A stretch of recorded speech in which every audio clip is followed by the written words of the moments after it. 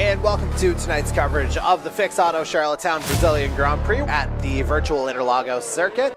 The race just had this excitement. This was going to be a full display of skill. And it's lights out. We're underway with tonight's Fix Auto Charlottetown Brazilian Grand Prix. And then that's kind of when all the craziness started. This race had everything. If you were to script a real-life race, and chances are you couldn't get it as good as that finish. This one will go down as our most exciting race. It'll forever be a race that's remembered within the E-Motorsports Network. We've got a safety car. You do see the rain. Cudmore spin. Darcy Ford's out. As they come onto the straight. Here goes your winner. What an unbelievable run here.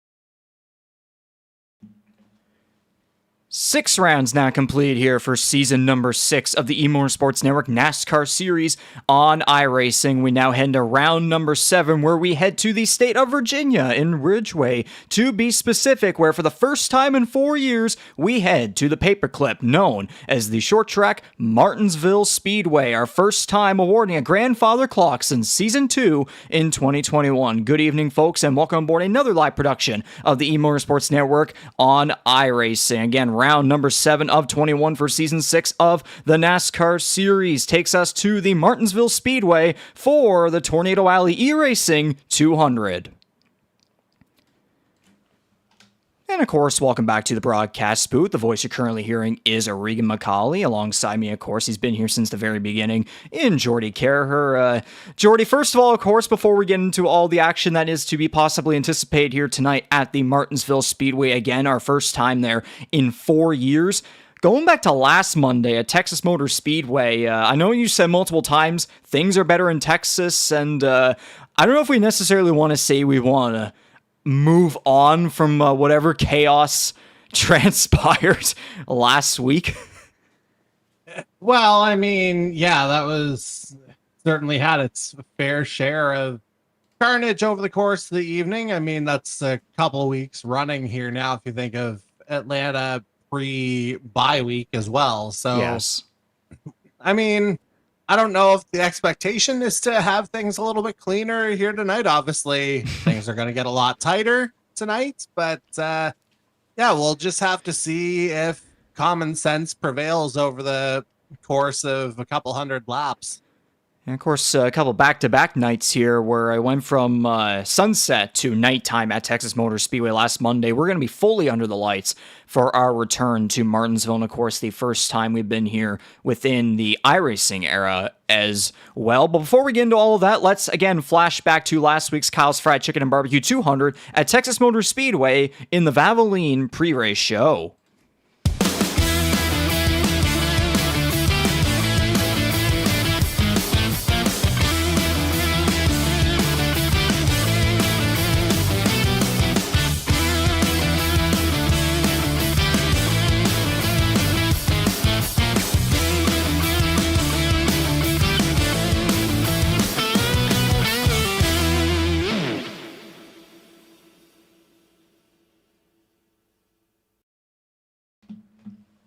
So once again, thanks very much to Valvoline Instant Oil Change for being a proud sponsor and partner for the E-Motorsports Network NASCAR Series on iRacing for season number 6. Again, going back to last week at Texas Motor Speedway, Jordy, it's always nice to have another first career victory for a driver. Of course, Ottawa, Ontario's Raymond Hanneman in the number 85 and just his 4th career start, getting the job done to repeat this 3rd overtime attempt. We required 3 of them at Texas last Monday. That's just how much mayhem that we had in the Kyle's Fried Chicken and Barbecue 200. But as I said, though, another driver with a first win in the series. It only took him 4 starts. How about that? Yeah, I mean, he's made quite the impression since coming into our NASCAR series. Obviously, as you mentioned, pretty quick to get to the winner's circle, just his 4th time out. But really, you could go back to Atlanta as sort of a coming out party for him initially. He was at the head of the field for the majority of that one. But last week, if you throw the EOL on top of everything that had him starting from the back, it was a really strong exercise in patience for the 85, and he was rewarded with his first career victory. Indeed, he was hanging on over pole sitter Corbin McCauley in a wild ending to last Monday's race, again, round number 6 of 21 on the season. Hanneman qualifying in 16th out of 24 cars. He led 37 total laps, finished 2nd in stage 1 as well, so grabbed some valuable stage points before picking up the overall race victory. So kind of how the race transpired, of course, we had a wreck, not even a lap in. It was right at the start-finish line, outside line, checked up, and a incident towards the back of the field. A late restart in stage number 1. Stage 2 had an early incident, but the rest of the way was just fine. Green flag racing. Then the final stage was essentially cautions, precautions. 3 overtime attempts were required. We were able to finally make it through on that 3rd attempt, even though they just had to wreck during that attempt as well on the last lap, thank goodness. But once again, McCauley did give Hanneman that little bit of a bump and shove through turns 3 and 4 to try and maybe push him up the hill and get an opening on the inside. But no, it only really pushed the 85 ahead to go and get the victory. Of course, McCauley earning his 2nd Texas pole of his career. He led 31 laps. Strong jump by C.D. Magrum from 11th to the final podium position. Jordan Kalinin started in 2nd and led the most laps at 48, but he settled for a top 5 finish. And the 29, Amara Ercolani, the rookie, finally, in his 6th start in this series and this season, emerges into the top 10 for the first time. 1 position short of a top 5, but nonetheless, hopefully this will give him some momentum moving forward. Well, especially after seeing a fellow rookie win right in front of him. So yes, therein lies the next challenge, whether it's getting into the top 5 or even a step higher here for the 29, as he's one of many outside the playoff picture right now who hasn't had the best luck, but maybe that P6 last week will signal a change in his fortunes. Yeah, he qualified 22nd, and it was a 11th place finish that he had back at the GTR 250 Daytona, and then it was 4 consecutive races, finishes of 16th or worse, and finally broke the streak again. 1 position shy of a top 5, but still though a top 10 after all those races of mediocre luck. that's still something, of course, for him. And then a fellow rookie in Blake Thronberg with a top 10 finish. He recorded the Repulinks fastest lap with a 29.470. He led 23 laps. And in 10th place there, the 41 of veteran Jose Mercado. You remember the number of accidents that he was involved in late in the race, and he still managed to come home with a top 10 finish. You could make the argument, though, that, there were so many cars caught up in multiple incidents, many cars that ended up falling laps down, and guys were trying to get back on the lead lap and such. So Mercado might have gotten maybe a little bit lucky there towards the end, but still was able to pull through. Yeah, he was a certifiable magnet on the track there last week. But as you say, he was just able to, push through it, make sure he was able to keep the car in one-ish pieces, I guess, just enough to get him the result and, build on what's been arguably a pretty strong start to the year for him. Solid, at least. Well, we've seen that improvement over season, especially within the iRacing era. We know the success and the number of wins that he got over on the console side of things, but the transition to iRacing was a little tough at first, but we've seen him emerge as a weekly contender here on and there out. And so Jared Ireland, Hunter Young, miserable nights to say the least. They'll look to bounce back here tonight at Martinsville Speedway in our return to the paperclip again for the first time in 4 years. Here are the driver standings. Of course, the overall points, if you're interested in seeing those, are up on our Sim Racer Hub, which Jordan Kalinian does lead the overall points by plus 53 over Corbin McCauley. The number 17 jumped up 4 spots to second place in the overall points, of course. But looking right here, obviously the 17 is the best of the rest when we're talking about drivers that do not have a win just yet. 41 points over the cut line. Guys like Scott Bailey and Justin Belmonte did not attend last Monday's race at Texas Motor Speedway, so they took a couple drops in the standings. Of course, though, Scott Bailey did win at Atlanta, so he is locked in as long as he stays above 20th in points. He will lock that in when we get to the 6th annual Earl Ross Cup playoffs. And Justin Belmonte and Scott Bailey are both with us tonight. They will be making their return to the track here at Martinsville Speedway in just a little bit. And Jordy, you want to give us some little detail on how the cut line is shaking out, that little playoff bubble down by 12? Yeah, so obviously it's changed up a little bit now that we have 2 winners outside of 12. So if we were to factor those wins in and say the season or regular season had already ended, which tonight's halfway, which is kind of crazy to think about in and of itself. If it was to end tonight and the winners were to rise up the standings, what would happen is you would see, if my math is correct, you'd have Jose Mercado and Andy Hurdle tied at the bubble, as a matter of fact, as Scott Bailey would also move up.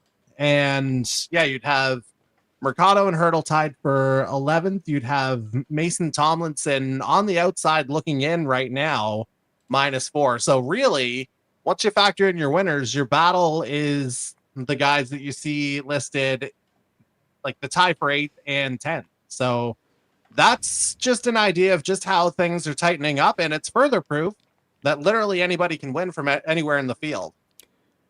100%. Now here is the Valvoline Instant Oil Change team standings. Of course, 6 teams here with us for 6 teams, season 6. Go figure. Continues to be Hyperdrive Esports leading the charge. They now lead a tie for 2nd place between Tornado Alley Racing, which, by the way, shout out to them for being the title sponsor for tonight's race at Martinsville Speedway.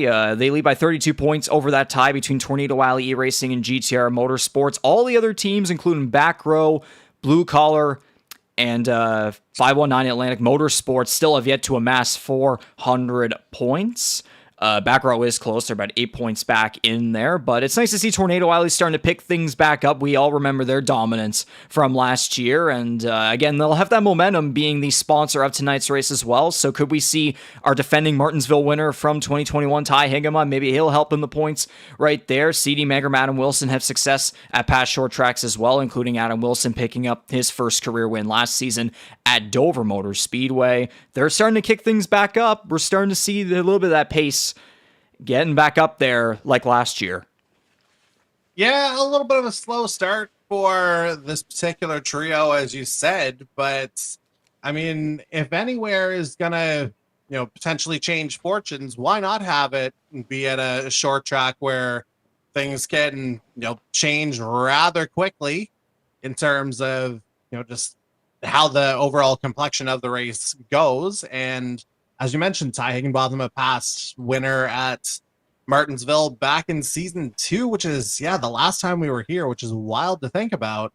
But hey, maybe some good memories will breed a positive future here, as I guess in the case of Magram and Wilson, neither of them have been to Martinsville in our series, even in the console days. Indeed. So new experience for a lion's share of the field.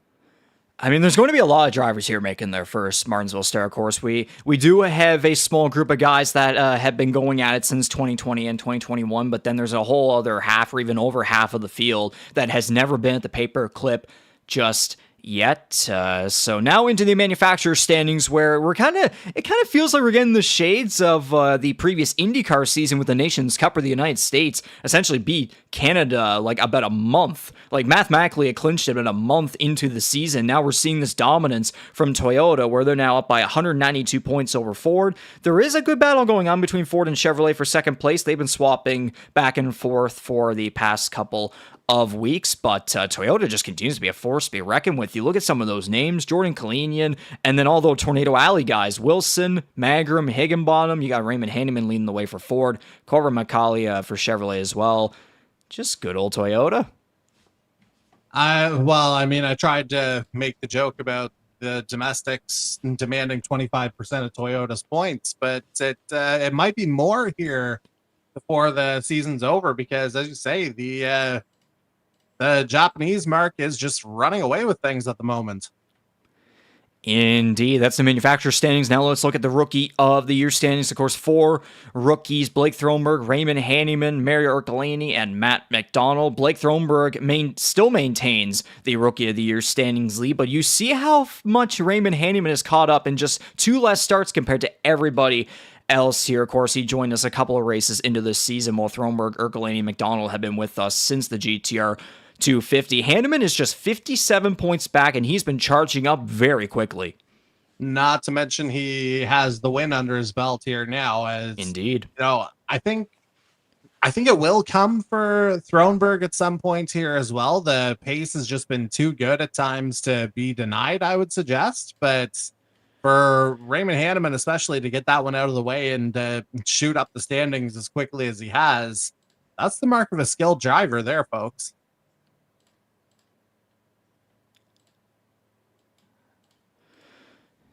So, of course, that will wrap up everything from last week at Texas Motor Speedway. As we move forward here through season number 6, we continue our run through the month of June. Of course, 5 races, 5 weeks, wrapping up Texas last Monday. Now we're at Martinsville Speedway today on Monday, June 9th, of course. And this is in the midst of our Fort River Brewing Company in-season tournament. I forgot to put up that graphic, so just give me a second on that one. Wherever it may be. There it is. I could tell it was something like that with a hesitation. There we go. Yes, so this is where we are at after Texas for the Fort River Brewing Company in-season tournament, of course. Got some good battles going on here, and there was some of these battles in here. We're seeing some of the lower ranked drivers edging at the higher ranks. Well, yeah, I mean, arguably the headline quote-unquote upset of the night was our race winner from a week ago, Raymond Hanneman, taking out Andy Hurdle. And the way he was attached to those Eternal Racing drivers, the fact that, or he is one of those guys, I should say, the way Blake Thronberg was attached to those Eternal Racing drivers is what I was going for. The fact that they're facing off tonight, that, folks, could be a spicy matchup. That, along with on the other side of the bracket, a couple of guys who are very familiar with one another, Jose Mercado and CD Mangrum, that 10-7 matchup, that could be very enjoyable as well.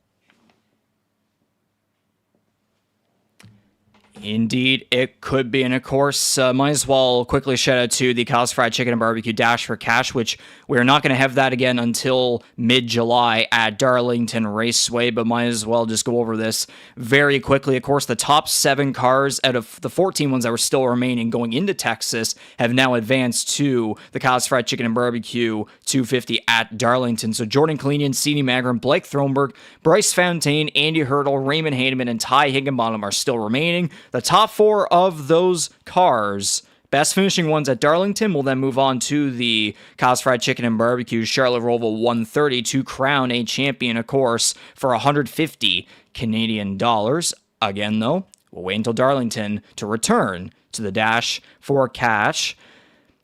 And with all that being said, qualifying has just gotten wrapped up at Martinsville Speedway. So let's get a pole sitter update in here. 00, Salisbury, North Carolina's Jordan Kalinian on the pole for tonight's event. Yeah, I mean, he's the guy at the top of the standings. You know, the 2 wins, of course, already. So very secure in his positioning moving forward. But, you know, first time here in 4 years, maybe not a surprise to see the guy with one of the higher I ratings, if not the highest I rating within the series, taking pole position here as everyone gets acclimated with one another back in the short track scene. But we'll see if the 00 can get the job done over the course of 200 laps, because, hey, none of it matters until you see a green flag. Indeed, as now you see all the cars getting lined up, ready to grid here on the front straightaway at the Martinsville Speedway for the Tornado Alley E-Racing 200, round number 7 on the season. 23 cars strong for tonight's field. The cars that we have missing tonight are the 80 of Mark Goulette, the 31 of William Kern. The 22 of Bryce Fontaine may not be here with us on the track, but he is here in our live chat watching from Chicago, so good to see you still with us in some capacity. Of course, he's cheering on Hyperdrive Esports and Raymond Hayneman as well, and then Hunter Young also missing as well, but 23 cars strong. This should be quite the show. Yeah, looking forward to seeing how everyone's able to manage the limited space that they're going to have over the course of this evening. So, of course, I'm going to go into the iRacing voice chat through Race Control as per usual and talk with these guys very quickly. Of course, we'll do it live as per usual as well, and we'll send them off, get the engines fired up with the most famous words in motorsports, and we'll go green flag racing for 200 laps around the 0.5 mile shortest track on the NASCAR circuit at Martinsville Speedway. You need them.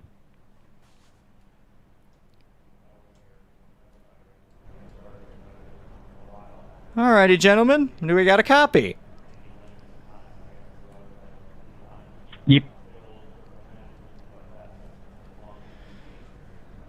Alrighty, gentlemen, our first time to Martinsville Speedway in 4 years. Yes, it was back in 2021 when we were last here at the Paperclip, so it's been quite some time. First time since then, first time within the iRacing era, and this will be very interesting as well, to say at least, before iRacing pulls out that big update tomorrow, of course. So this should be an interesting one. Best of luck to each and every one of you. Try to survive your best until the end, and we'll forget about what happened last Monday, of course.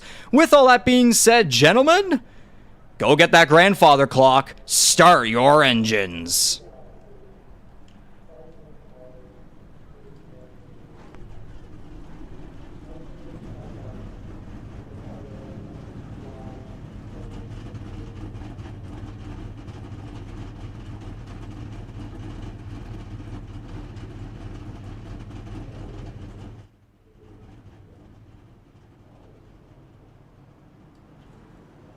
And thus the engines have been fired up here for 200 laps at the Martinsville Speedway. It's time to introduce the starting lineup for tonight's race. Let's get the music going. Unmute that. There we go. Should be playing all good now. So here is the starting lineup for tonight's event, of course, on the front row. These drivers have been synonymous battling it out up at the front, of course. The 00 of sophomore Jordan Kalinian out of Salisbury, North Carolina, two-time winner this season, up against the number 17 of Corbin McCauley out of Charlottetown Prince Edward Island. Row number 2, starting in third, is the number 41 Ford of Jose Mercado out of Kissimmee, Florida for GTR Motorsports. Alongside him, former IndyCar Series champion, the number 32 of Charlie Sears out of Charlottesville, Virginia for 499 Racing. Rounding at the top 5 is C.D. Mangrum for Tornado Alley Racing out of Atlanta, Georgia. And then there's 13 of Jared Ireland out of Eudora, Kansas for Blue Collar Racing.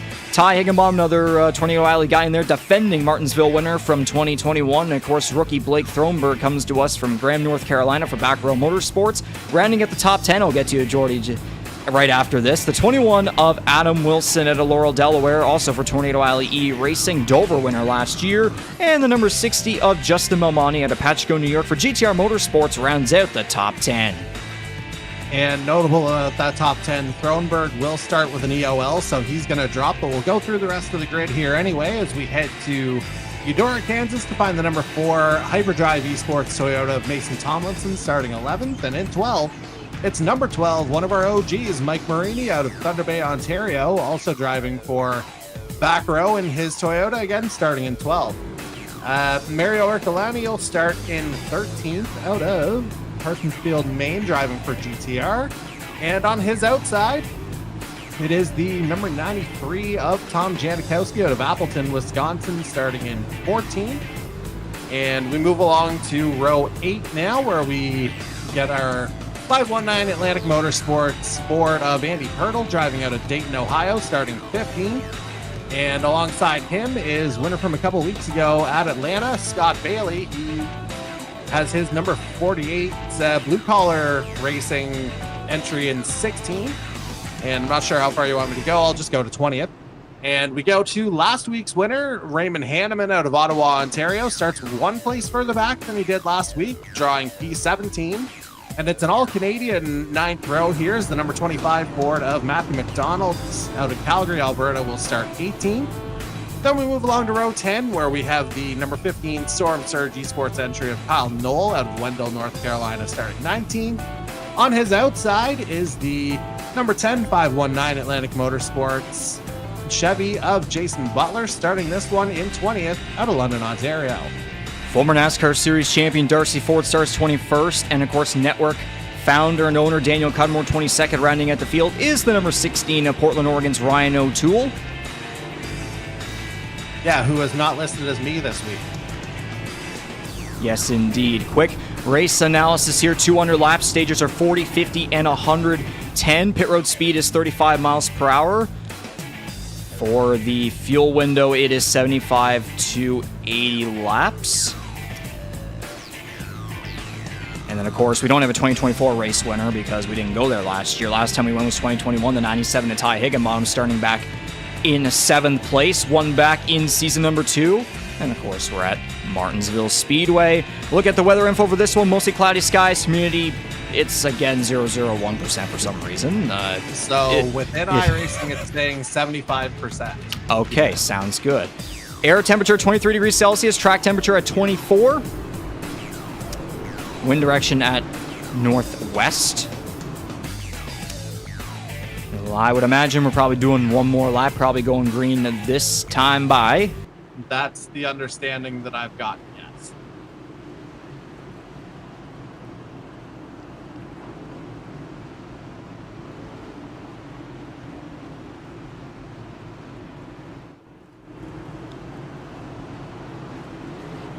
And again, Jordy, first time here since 2021. Lots of uncertainty going into this one. You can't really make a winner prediction. We'll see how the next gen and Martinsville play together here on the iRacing side of things compared to in real life before we see the big update tomorrow across the entire iRacing service. So it's Jordan Kalinian and Corbin McCauley on the front row. They're going to lead the field to the green flag for the Tornado Alley E-Racing 200. Flagman with the green in hand. We're underway. And great start from that front row, it has to be said. Sears really jumping out in his home state, but he's going to lose that line. He has to run high. He might drop a few spots here.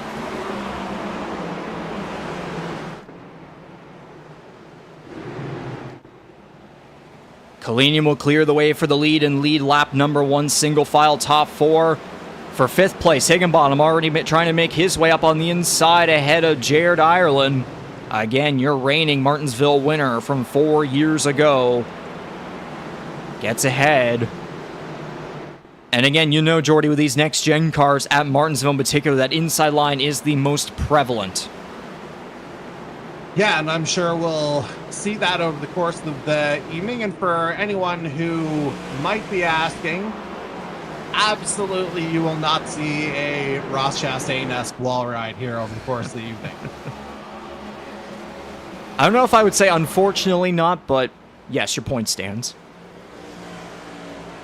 Well, I mean, and it was fun while it lasted, I guess is what I'm getting at. Yeah, we did have a couple cars during practice doing some deja vu, some drifts through the corners, but that is about it. So pretty much single file throughout the entire field up until about what looks to be 13th. That's Andy Hurdle and Scott Bailey going at. Of course, Bailey was not with us at Texas last Monday. He goes high up the track. Almost got the outside wall. Yeah, He'll fall back. He did get a tap.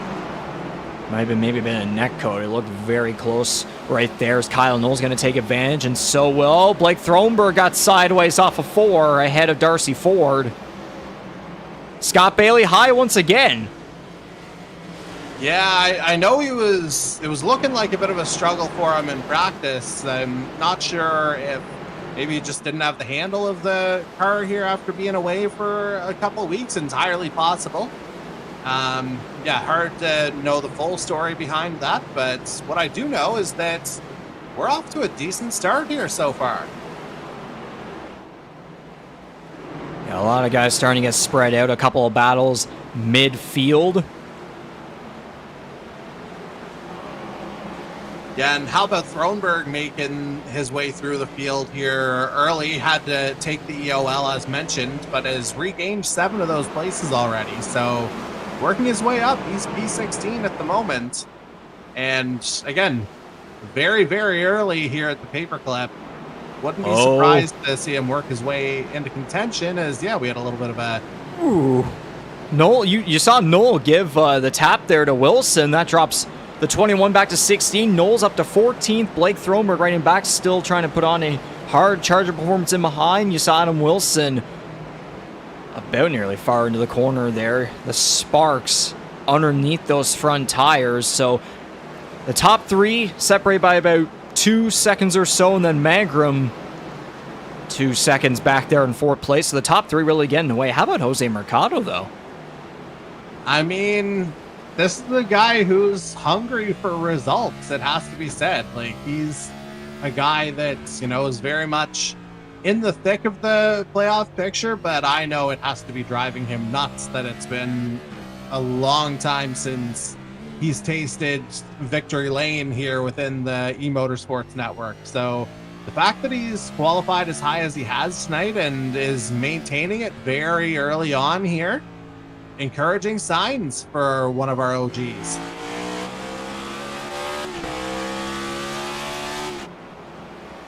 Mercado's last victory coming on September 27, 2022 in the Fixed Auto Charlottetown 250 at Phoenix Raceway. That was his 2nd win on the year. And then, of course, third iRacing still has yet to return to victory lane.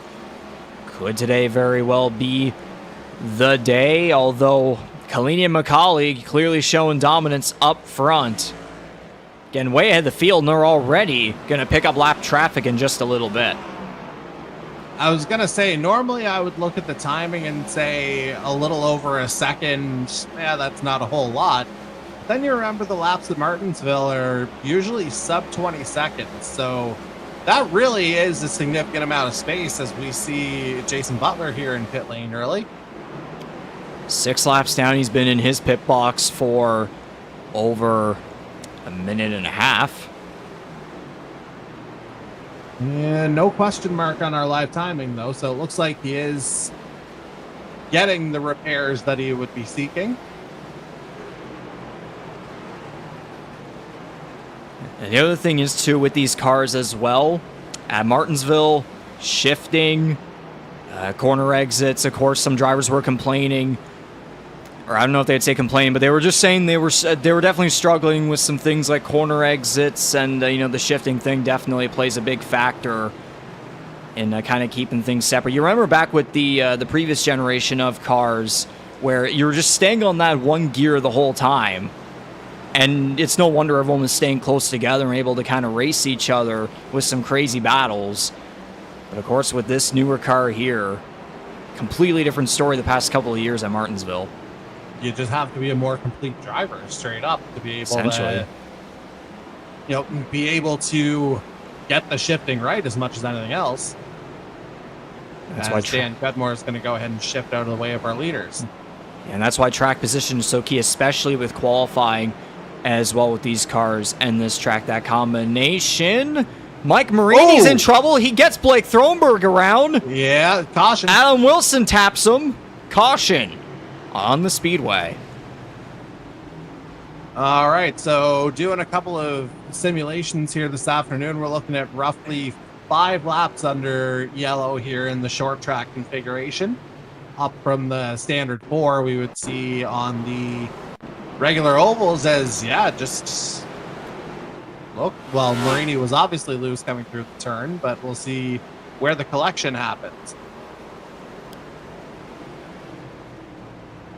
Full on drift mode. Tomlinson got him, and then Marini up, and that was netcode actually. That was netcode. Yes, the contact was not clear, but you could tell that there was that gap in between, and it still got them regardless. Good old iRacing. Yeah, and then we saw Wilson kind of get a tap on the way through. Sears going high to avoid all that too. And Bailey with a Wilson. bit of a rush there too. And then Marini nearly got himself caught up again in a way. And avoided Thronberg that second time around. So under yellow for the first time here tonight in the Tornado Alley Racing 200 at Martinsville Speedway. Again, round number 7 on the year. And as you said earlier too, hard to believe, basically halfway through the regular season. Well, we will be by the end of the evening, and that's another notable change. Previously, the Martinsville races have been the 250s. So personally, I think I might be grateful that this is a 200. I was telling you earlier, of course, drivers joking around about how this race may end up, and hopefully what we just saw there isn't hopefully not a foreshadow of what's to come later tonight, but brought me back the memories of 2 years ago with our World 300 at Charlotte Motor Speedway, which, by the way, we are going to get to that next Monday night, proudly presented by Zesty Paws. We'll be beginning the Zesty Paws Challenge next Monday night. But going back to that 2023 running of the World 300 at Charlotte, again, the half Coke 600 in real life. The 15 cautions, race taking over 2.5 hours. I would hope Martinsville wouldn't do anything like that. But again, though, 200 laps in Martinsville compared to 300, basically a half Coca-Cola 600. Like, there is a big difference there. But again, hopefully we don't have some sort of a short track version here. Well, I was going to say, all you have to do is say the word Atlanta, and you're going to send goosebumps throughout a good chunk of the field. Atlanta 15 never... cautions, that's nothing. Well, for me, Atlanta never happened. This year, correct. So we'll be going back green flag racing on lap number 25. 16 laps to go in stage number 1. Again, lap 40 is the white flag for the first of the 3 stages here tonight. It's Kalinian and McCauley on the front row, leading the field back to green at Martinsville. And great jump there from Kalinian. We'll see if Mercado gives him a bit of a push onto that inside line. Oh, trouble in the back. Oh, multiple boy. cars collected. Back under yellow. I mean, 4 wide was never going to work there. Someone might have gotten maybe a little too confident. Maybe multiple cars did. I believe I see Thronberg there. You can see the front end's a little caved in. And that might be more than a little. Yeah, it's one of those things where, like, at first glance, the livery, like, kind of Kalinian-esque, so it takes a second for the eyes to adjust. Yeah, Scott Bailey got in there. Janikowski goes around. O'Toole gets into Thronberg. It has just been a struggle for the 48. I mean, remember a couple of races ago, if memory serves correctly, it was Homestead, Miami. A lot of accidents. Yeah. Absolutely. And there it just looks like, you know, he's going for the gap and just gets sandwiched. Did you say 3 wide or 4 wide earlier? 4. Okay, you did. All right, yeah, because barely 4 wide does not work. Nope. Yeah. Yeah, there's not nearly enough track surface to work with as it is on the, fitting the named short track configuration. Let's not all jam into one space, yeah? Just trying to find the communication of the fuel window earlier, of course, being 75 to 80 laps. The final stage is going to require a green flag pit stop, but then again, knock on wood, that's bearing any cautions that may come out, and we just had 2 of them come out, and we're not even 30 laps in. And you would have to think, the fact that, again, it is a short track and, a little bit cooler than some of the conditions we've had, you'd have to think tire life is going to be pretty good here too. So, I can't imagine anything different than what you just outlined, really. Just maybe a 1 green flag pit stop, maybe more if the tires decide to go, but it's a night race, so I wouldn't expect them to get any worse, certainly.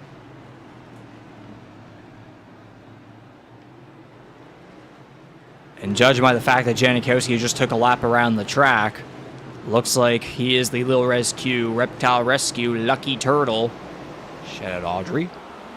Green flag, Absolutely. as we're talking about that. He had to get right back around to the back of the field. My goodness.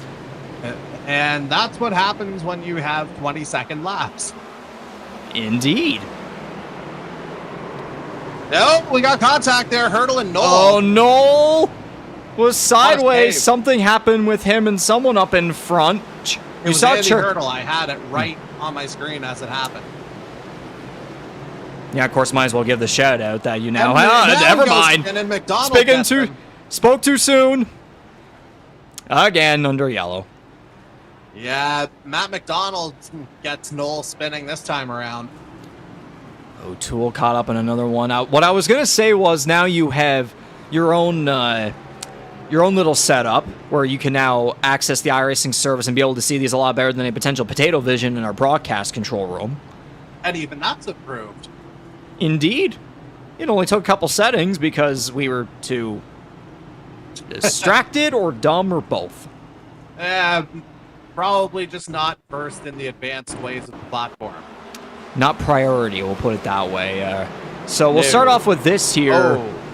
On the other side of the track, before all that happened, it was Hanneman and Noel getting together, and then up ahead, or it might have still been back here. McDonald, did he go too deep into the corner? Not too deep, but still into the left rear of the 15. Sears gets collected. Thronberg puts on the brakes just in time, and then O'Toole had nowhere to go against Sears. That's 3 incidents involving number 3 here already tonight. You got to think he's getting that out of the way, you would hope, for his sake anyway. But yes, apologies to Andy Hurdle, as I was calling it live, as I hadn't seen the Hanneman tap initially when Noel went sideways the first time.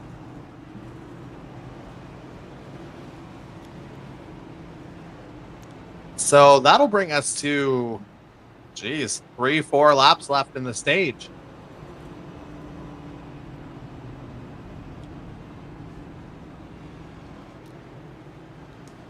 Yep, 3 accidents, 33 laps completed, 3s all over the place, as you were saying there earlier. Well, I mean, they say these things come in 3s, right? Yeah, something like that.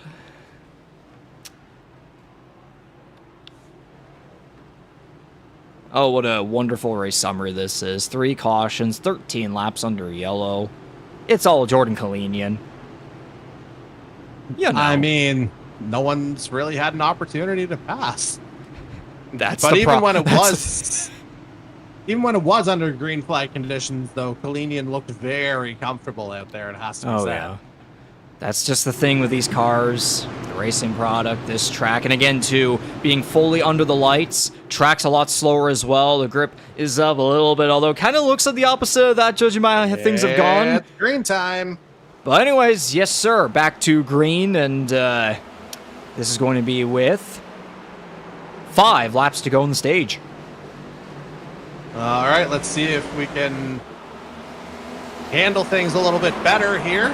How about Jose Mercado trying to pounce on one position higher, trying to get ahead of the 17 for second. Kalinian stays ahead. It's Higginbottom versus Ireland for fourth.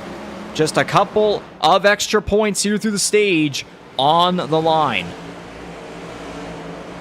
I mean, how many times have we had to say it, though, where literally every point could be important, especially now that we're at there goes Belmonte. Saves it. Okay. All right, so I do still need to do my pit closing job as we're not under yellow. Still green, 3 laps to go. About everybody's single file up front except for this battle here. Mercado and Macaulay duking it out just for that one extra point. Of course, Kalinian will be going for the 10 stage points. It's 9 versus 8, second and third. Oh, Macaulay was sideways there. You saw Mercado got tight into 1.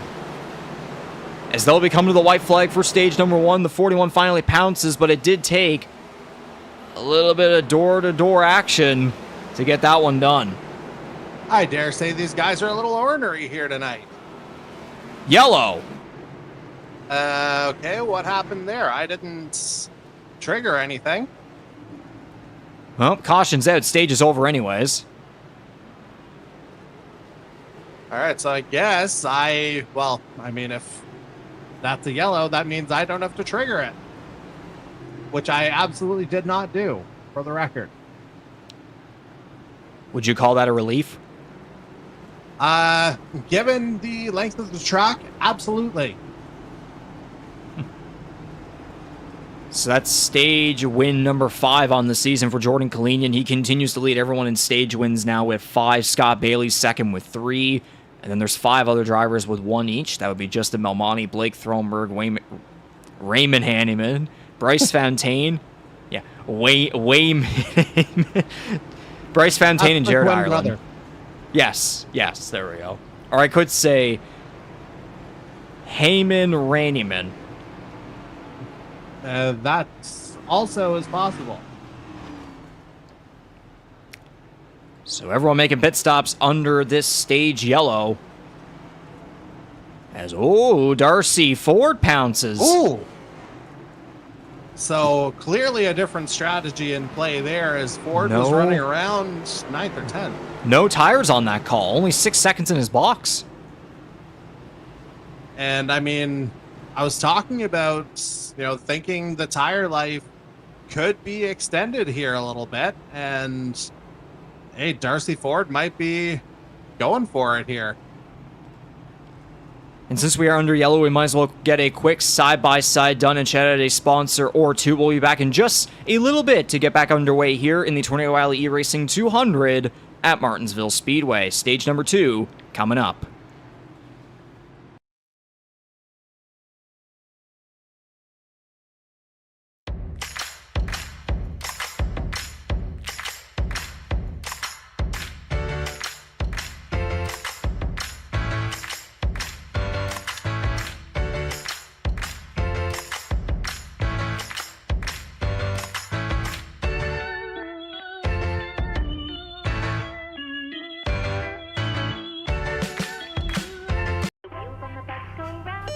Good morning, Philip.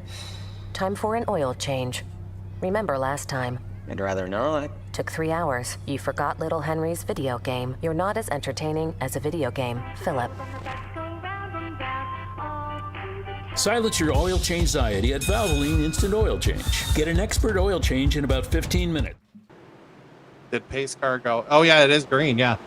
Very quick side-by-side. We are back underway for stage number 2. Just wanted to very quickly shout out some sponsors and partners right there. 3 wide in back.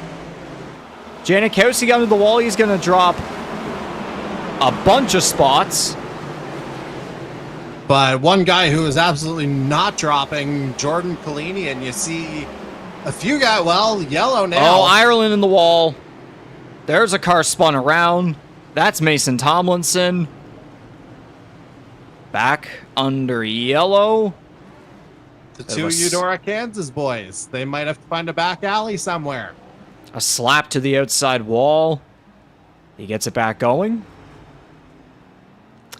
But as I was going to say there were a bunch of guys up towards the front of the pack that, or at least Hanneman didn't make his pit stop. And there were a couple of guys that either took 2 tires, 4 tires, or just fuel. I know 4 definitely didn't only took fuel because it was only a 6-second pit stop time for him. Bailey, guys like Scott Bailey, Jordan Collini are at 14, 15. There's guys at 8, 9. So a lot of different strategies at play. And again, with what just happened right there, might as well, still under yellow, yes, get a replay of essentially that entire restart. We might as well. Yeah, may as well. So Hanneman gets the jump. In back, you see Janikowski up high. Bunch of cars take advantage. Very close quarters. 3 wide almost in back right there. Noel, Collini, and Magram. And then it's something that happens back here. Yeah, Ireland just loose off the corner, loses the back end. Ooh. Tomlinson collected and around as well.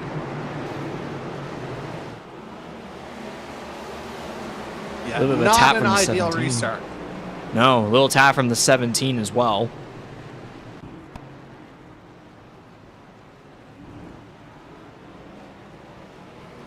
Yeah, we'll have to see how these lads recover here, though, as I don't know if we'll see if pit stops affect this, but I think our lucky turtle might be headed out to the Pacific Northwest.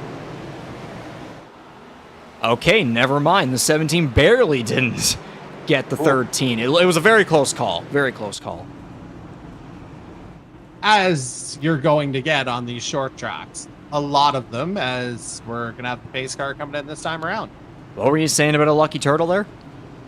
I believe it's headed to the Pacific Northwest, specifically to one Ryan O'Toole.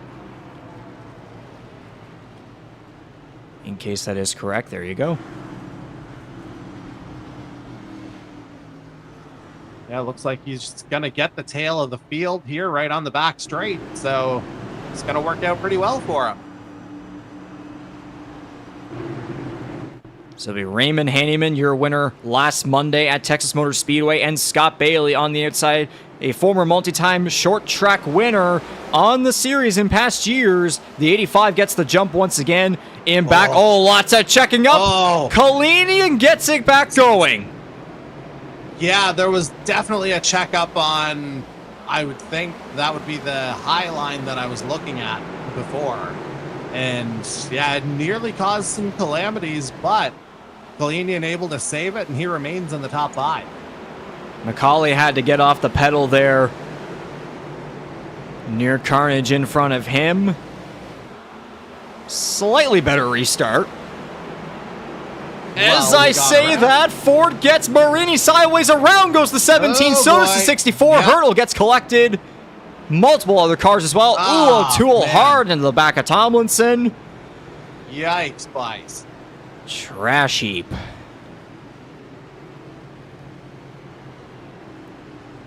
Yeah, this is rough.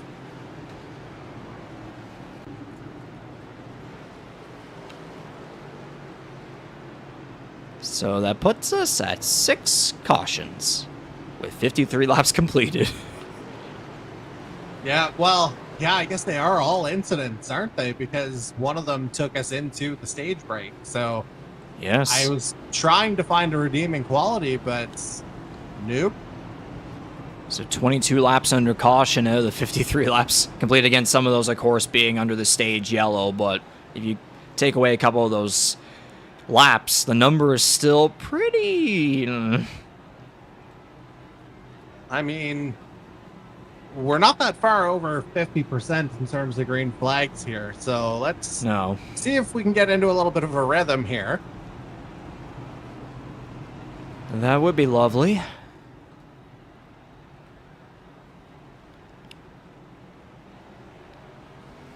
And Butler's going turtle hunting here, it would appear. Or turtle rescuing, sorry. Number 10, Jason Butler will come around and get a lap back. He goes from 8 to 7 laps down. The London, Ontario driver for 519 Atlantic Motorsports with a number 10 Voodoo look for tonight. Yeah, he's got a different look every week, and that one I kind of like, to be honest with you. And that is kind of a trend nowadays in real life NASCAR, because there were the days where you'd be familiar with like your 18 Interstate batteries, your 20 Home Depot, the 24 DuPont, or the 3 GM Goodwrench, but nowadays cars are just popping all over the place with different sponsors and looks nearly every week. Them sponsorship dollars are nice, and I mean, whether it's dollars or other support, we love our sponsors too.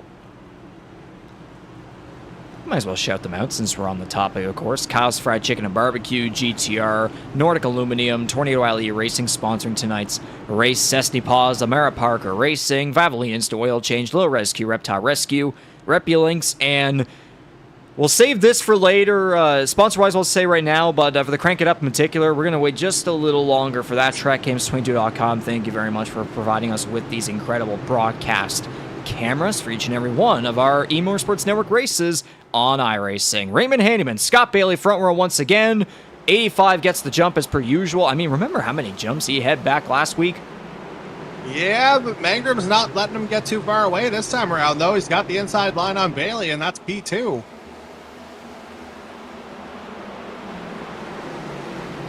I mean, we saw earlier Mercado trying to get ahead of Macaulay there at the end of stage number 1. They're about tangling in the middle of the field. Yeah, it almost looked like, I want to suggest maybe a missed shift might have been a problem there, because it looked like a bit of a checkup, to say the very least. Magram edges ahead of Bailey. It's now Kalinian trying to get back up to the front. And trouble again.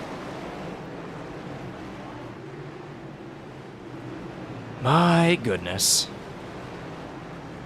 And it has to be 2 of our 3 island drivers, sadly, given that the series namesake Earl Ross got his 1 win at Martinsville in 1974.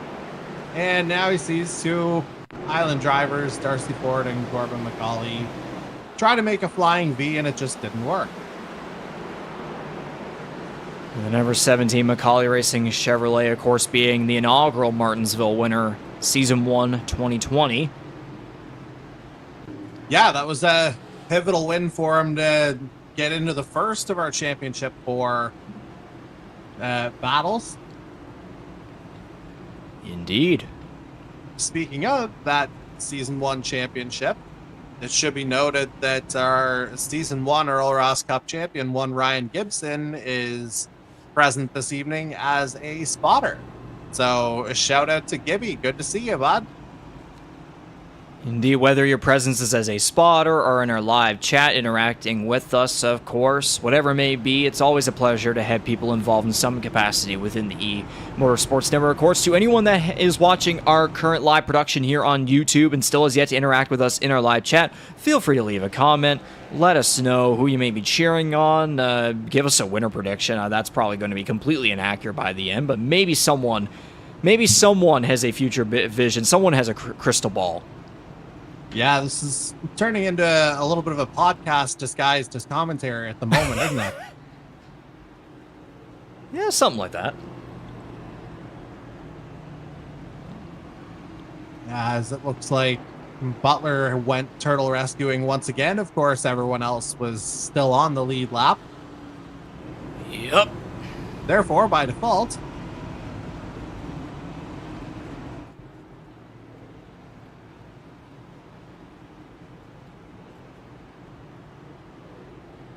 yay. there it is. The Turtle's going to be looking for overtime. Yeah, we got that last week, and don't be surprised if we get it this week as well. Yeah. We don't want to be too negative. We don't want to be. I mean, Nope. the racing product is showing itself. Don't get me wrong, but again, there's still plenty of time for maybe there is a turnaround at some point. You always got to have that confidence and that enthusiasm tucked Yes. away in the back of the mind. There we go. To be fair, there has been some interesting battles. There has been. Some of these guys have been able to entertain us. Yeah, when we stay green, these guys can get lean and mean. So let's see if we can get a bit of a run here this time around. Hanneman and Magram this time on the front row. 85 gets the jump ahead once again. There was a bump from Kalinian behind there to help him out. Well, I wonder if maybe Kalinian checked up a bit. Could have been that as well. Higginbottom about cleared himself there against Bailey. Oh, No. man, Blake Thronberg. Fast into the corner. Oh! In front trouble. Yeah, that's going to be yellow again. That's going to collect multiple. Oh. Okay. What else is new?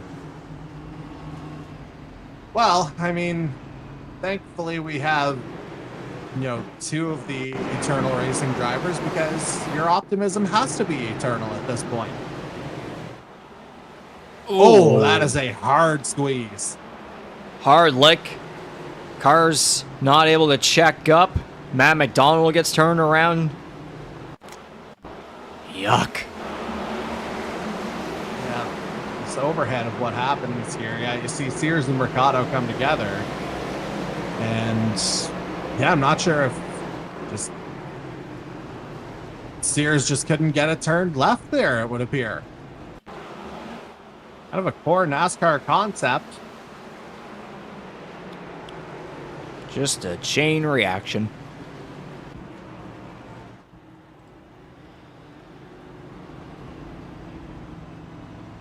We just got a live chat from Bryce Fontaine. Over under on this track returning in Season 7.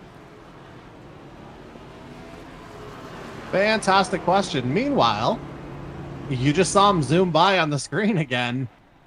Jason Butler could be on the lead lap here if we get a few more of these. That would not be surprising one bit in a couple of laps, so let's give that back to him again. I mean, this would be the ultimate impatience if he's able to get back on the lead lap.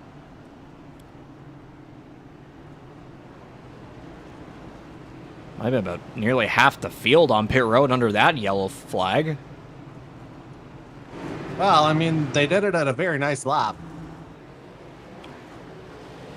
Yep, they did.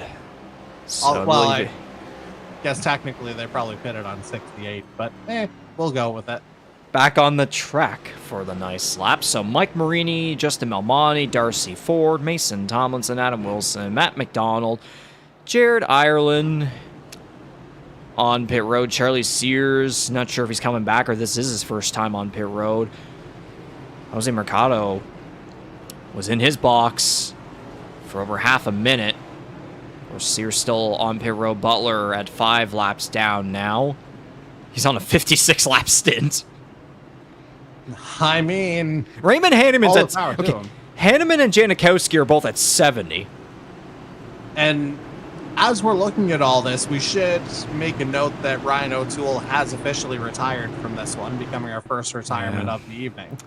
Unfortunately, and hopefully not too many more as this race goes on. Restarting on lap 71, so 20 laps to go in stage 2. Hanneman again with another big rocket launch on the restart.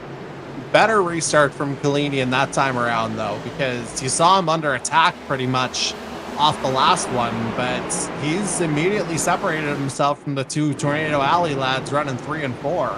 Marini to pit road.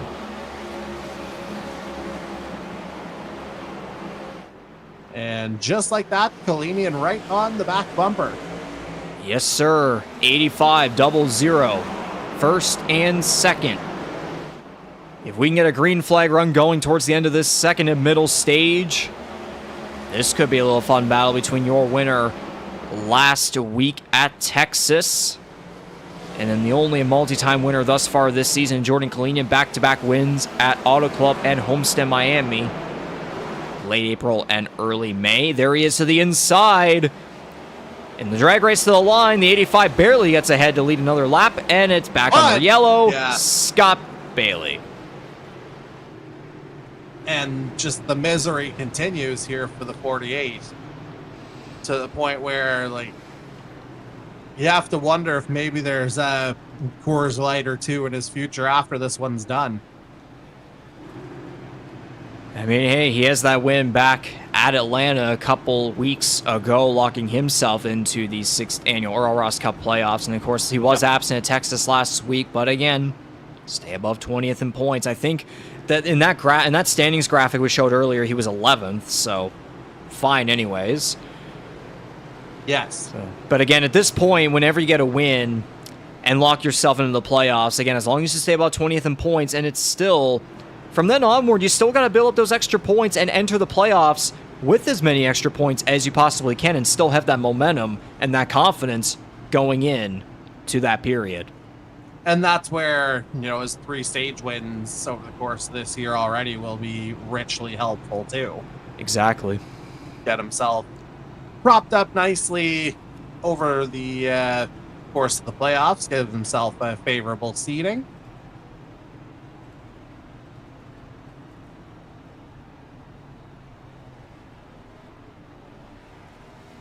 Since Bryce asked us the over-under in the live chat, my response to him is over and under. Are you more satisfied in the live chat right now than on the racetrack? Oh, jeez. Well, the over-under question was asked in our Discord chat as well, and I think somebody said 12. Oh boy, what's going on there?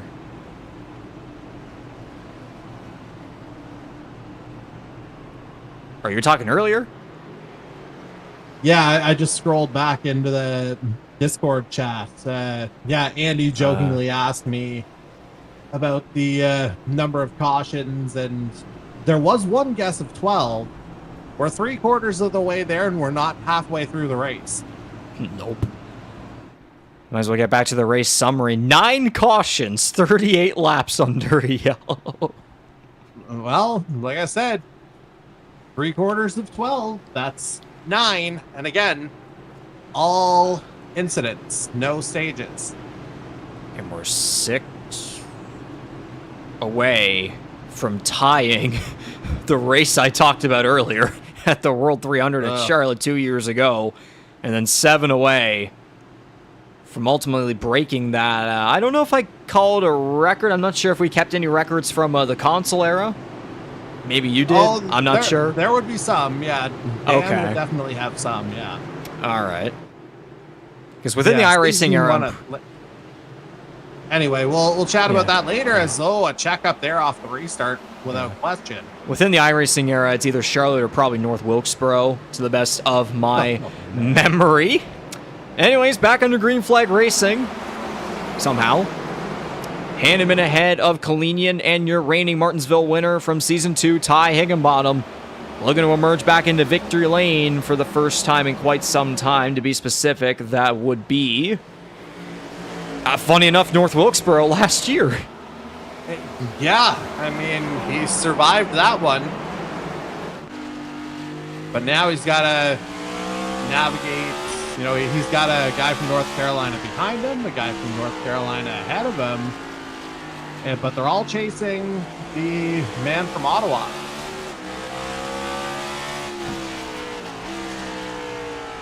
Kalinian might not be, though. He's got him on the inside, it looks like. And once again, the 85 and 00, door to door for the lead. But now 9 laps to go in stage number 2. Again, 40 laps stage 1, then 50 stage 2. And also close to halfway as well through this one. Jordan Kalinian back to the lead in the Tornado Alley E-Racing 200. Yeah, it took him some time, obviously the majority of that being under caution, but he was able to work his way back through. He started stage 2 in 7th, and yeah, he was ultimately able to fight through the field as Hanneman goes around. Oh boy! Right in front of the field. Ercolini, Ford. Yeah, whoever Stromberg. was right behind Hanneman there, like that spin happened at the head of the field.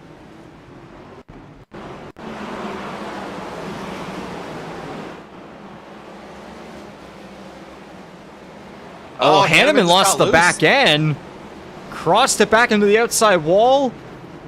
So your top 2 rookies in the series points-wise getting collected in that one. And then Ercolini added in a third one. Yeah, and the only one who's not part of that, there's, you see Matt McDonald kind of skirting by everything. You know, I don't want to promote the term ARCA brakes, but... I mean, I was going to say, like, there's bump and run, and then there's bump, bump, bump, bump, bump, bump, bump, bump, bump.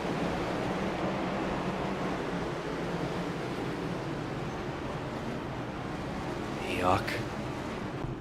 And if the math serves, it'll either be 2 or 3 laps remaining here in the stage. Lord have mercy, another lead stage restart. I mean, if something happens, that makes my job the easiest of the night. Oh, yeah. I think the wind... I'm trying to recall what I said the wind speed was earlier. There's not much of a change in temperatures. Humidity's still doing its thing. I'm not sure what's going on exactly there, but anyways. 79 within iRacing. Oh, so the humidity's gone up a little.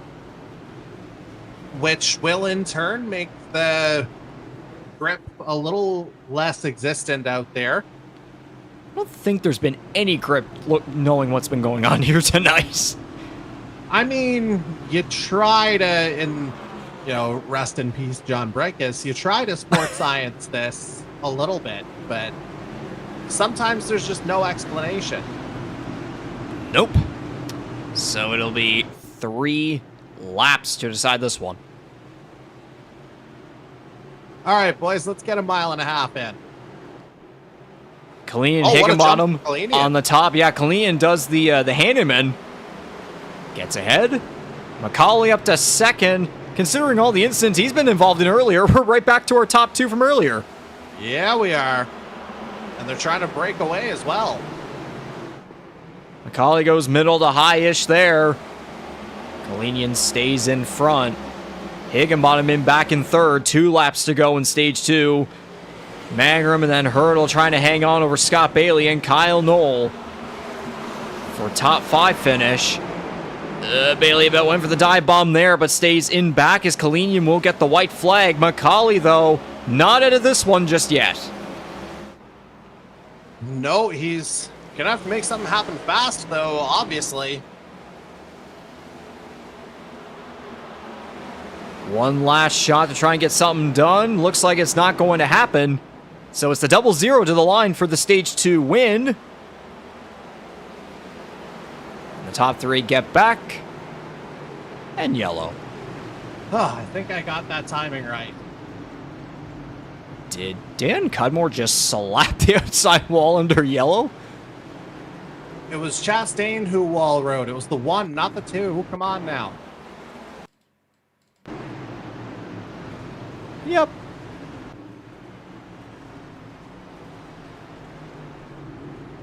There we go. And that's another playoff point for the 0-0. Oh my.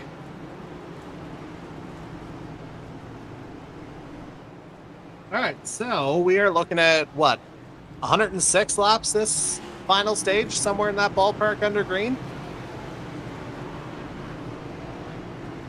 Ish. And that's, a fully optimistic estimate, of course.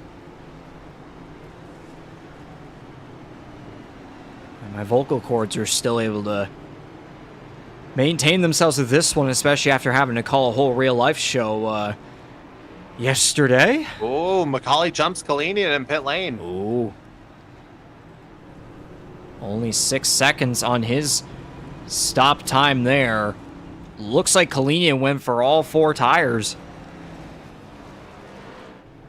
Well, again, you'd have to think they're based on the fuel window that we got ahead of the race. You have to think they're coming in once more anyway. So why not go full service? And Scott Bailey and Jared Ireland stayed out, so they're 1 and 2. The all blue collar front row. Yes, sir. And given that both guys have missed some races over the course of the year, this is an encouraging development. We still have more than half the race to go, so we're not going to cement anything yet. But this is looking positive for that particular team as it stands.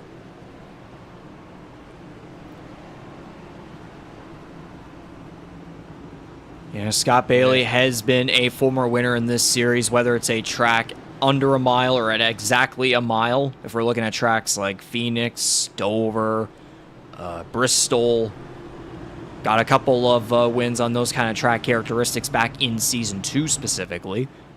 And then Jared Ireland up high has been more that intermediate guy, maybe trying to find some success here on the short track. And then, of course, Corbin McCauley being the inaugural Martinsville winner, has wins at Bristol and Richmond throughout his career as well. So Mangrum there in 4th. Kalina ends at the top 5 as we go back to green for the 3rd and final stage.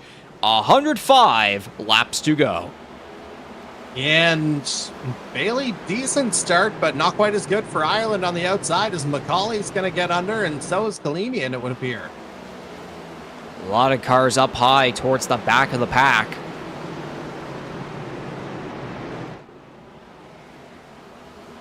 Looks like they might be catching up to a potential lap car. Yeah, well, Jose Mercado lets them go, or is he heading to pit road as McCauley dives underneath the 48? Contact! Bailey gets towed by Kalinian. Oh. He keeps it going, but we go under yellow. I mean, as soon as he turned, it was academic. That was a lot. Now, that poses some interesting timing for one Jose Mercado as well. If he was going into the pit lane, did he get in before the yellow flew? We'll have a good look at it. Well, we'll start off with this. You see Bailey kind of lost himself there, and then, yeah, you see the car about almost fully spun, which triggered the yellow. He's able to keep going, but yeah, just not ideal to be pointed in that direction, obviously. Oh, look. Run out of gas? No, Mercado just stopped. Well, And stay back out. again, that would have been right around the time the yellow flew, right? So, Oh. and it looks like it'll be Hot Hand Hanneman getting the lucky turtle this time around. Yes, sir. That right front is a little cooked. Back on the lead lap. He's in 13th at the moment. Couple of cars on pit road. Mercado, Belmonte, someone just exited in front of the 60. Ty Higginbottom, Darcy Ford as well. 17 cars on the lead lap. Which is very high for a Martinsville race for us. If we're going to be honest about it. I think if memory serves, in the 2 Martinsville races, we have had 2 cars combined on the lead lap, the winner each time. I don't know about that this time around. There's a difference between console and iRacing, obviously. And a difference in field strength as well. That as well, because, yeah, I do recall going through some past short track races, and obviously the 2 Martinsville ones that you were a part of. I wasn't back in the first 2 seasons. Yeah, I believe it was only 14 or 15 cars in 2020. It improved, the count went up just a little bit the next year. But yeah, I might as well say too, yeah, this is my you experienced Martinsville, the console side of things in seasons 1 and 2. Meanwhile, with me and a bunch of these other guys, first timers, and quite the show. Yeah, I'm struggling to recall. Yeah, I don't think those races ran under caution, if memory serves. Certainly season 1 wouldn't have, but we're not under caution anymore. Knock on wood as we're back on green. And knock on wood, the understatement of the century. Yes. Now, to be serious about all that for a second, yeah, we saw some guys pit. I would suggest it's too early to think that guys are going to try and make it to the end now, but if we get another one in about 15 to 20 laps, you get into that original window we were talking about. Everybody in the top 10 except for Jared Ireland are on 10-lap stints. Ireland's at 17 in third right now. There's a couple of guys with 4 behind the top 10. Yeah, so the translation for that would be Ireland pitted under the standard caution while the rest of them pitted under the stage caution. Darcy Ford with a slap to the outside barrier out of 2. He's back in 16th. Matt McDonald in trouble. He might have gotten loose off of 4. Yeah, we'll just... back in. Got away from him. Left front into the inside. He goes back to 17th. Meanwhile, back up front, it is the 17 of Corbin McCauley leading the charge, which, by the way, happy belated birthday to this man. Yes, we should absolutely address that. Yesterday happened to be the formal birthday for our leader. Unfortunately, didn't get to celebrate it Saturday on the local racetrack, but got to celebrate it in spirit yesterday with the rather nice looking cake that I happened to see circulating on social media. Yes, in fact, his Oyster Bay Speedway mini stocking machine was, in fact, on his birthday cake. Which, for those unaware, very much looks like the livery you're seeing in game right now. Exactly.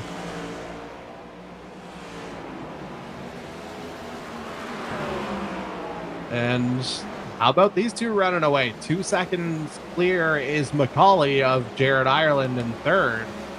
And like I said, when your laps are 20 seconds here at Martinsville, 19, 2 seconds feels like a lot. Oh boy. That could give, well, didn't quite give Kalinian a run on the high side, but certainly closed the gap. Bit of a scare. Kalinian almost gave a tap in behind to McCauley. Now on lap 109 of 200. You know what? As these two might be continuing to duke this out, can we keep our fingers crossed and try a TrackCams22.com crank it up? This feels like as good a time as any, Regan. All right.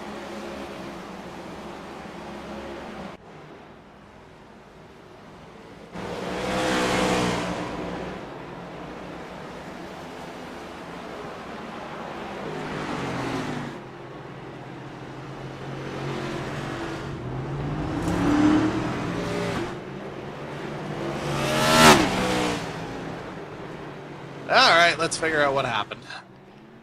Yep, cue up the Kyle Busch. Everything's great. Sure, guys. Awesome. Well, we got done. Thanks, TrackCams22.com, for powering our Crank It Up and these incredible broadcast cameras.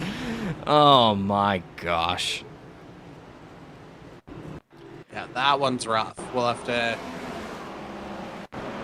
Okay, so that's Sears continuing to have some issues here. Self-inflicted, yeah, just off that inside curb. The curb might have given a little bit of help there, and then the car took a couple wobbles and around off of 4.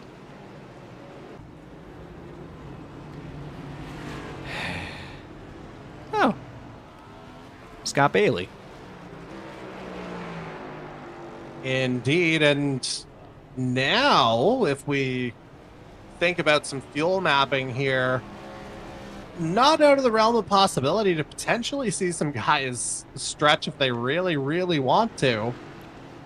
Your safe haven is probably about 7 or 8 laps from now, but if you can find a way to conserve that much, you'd have to assume we're going to see some more yellow along the way.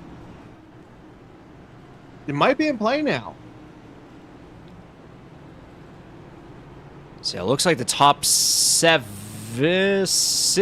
maybe stayed out. Jared Ireland came in, so did Kalinian, Cudmore, Knoll. Of course, Scott Bailey's just getting back on the lead lap, so he'll go to the tail end of the field. Darcy Ford, Adam Wilson, Matthew McDonald, Ty Higginbottom were in. Raymond Hanneman is a lap down in his pit box. Tomlinson's on the track 2 laps down. Jose Mercado in his pit box 6 laps down. It looks like Jason Butler has joined Ryan O'Toole as a second DNF. The question mark is there. It does say pit on the leaderboard on the screen, as you can see. But more than likely done. Charlie Sears 14 laps down. Still on the speedway as everyone has racked themselves back up for a restart on lap 116. It's Corbin McCauley, C.D. Mangrum on the front row. Blake Thronberg has been everywhere through the field and on the track. Number 3 in position number 3 alongside Andy Hurdle, Justin Belmonte, Mario Carlini, row number 3 to the green flag once again. Yippee. Nice jump from McCauley there off the restart, though, it has to be said. Just bolted. There's been a lot of drivers taking advantage of that when they have the lead on the restart. They're about 3 wide there, but Tom Janikowski's number 93 Zesty Paws machine played it smart and stayed back to avoid any potential drama there. Adam Wilson into the wall, yes. But keeps it in the right direction, so we stay green. Indeed. Mercado back to pit road. Ercolini looks like he just fell back. Janikowski gets ahead of Knoll for 9th.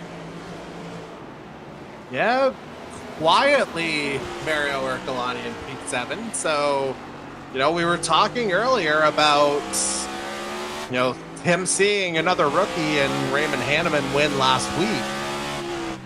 Mario's got himself in a good position here at the moment.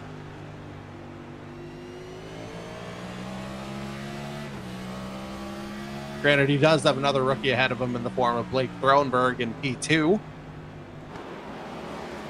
At this point, our crank it up has essentially been during the green flag racing. Well, we got 1 lap of it before the caution came out. Maybe 2. Well, the way this race has been trending, at least we got it done and over with in some capacity, regardless of the length. Janikowski looking underneath Ercolini for 8th. The 29 looking for back-to-back top 10s after scoring his first career top 10 finish last week at Texas. Again, as I said earlier, it was 4 consecutive races without a top 15 finish. Coming off a 11th place run at Daytona. Oh! Commentators jinx, damn it. Well, he saved it, though. But contact with Ford or Kalani under the wall. Yeah, you were saying there, he and Darcy Ford had some contact off of 4. So the 29 will drop out of the top 10. Higginbottom clears him barely. Meanwhile, up front, Corbin McCauley just over a second ahead of Blake Thronberg. Janikowski might have had something happen there at corner 4. In behind him, Mike Marini jumps ahead. And, yeah, Marini rather quietly in position here for the moment, but, you know, how quickly we've seen things change over the course of the evening. Ercolini dropping back like a feather about. A couple taps and bumps back and forth. 29 up the hill along with the 48. So Ercolini 13th, Bailey. They had to get jumped by a lapped Mason Tomlinson. And Hanneman in there as well as Jordan Kalinian up front gets ahead of C.D. Mangrum for 3rd. Andy Hurdle looks like he just tapped the wall at a 2. So Ireland and Belmonte gonna capitalize. Yeah, certainly some damage on the right side of that board. Higginbottom and Ford, 8th and 9th. Single file for basically all the front cars. And yeah, we'll have to see if there's a rhythm to be maintained. Yeah, we're approaching 70 laps to go in the 3rd annual Tornado Alley Racing 200. Now almost 2 seconds ahead is the 17. Which, again, huge margin at Martinsville. A couple of these guys up front are on 30 lap stints, including the 17, and the 3 is Kalinian. Quickly approaching the back bumper of the rookie.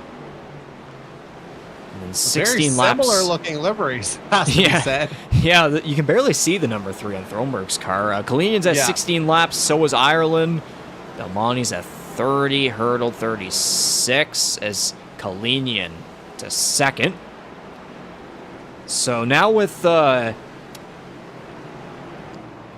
71 coming to 70 laps to go. Wonder how some of these stints may shake out.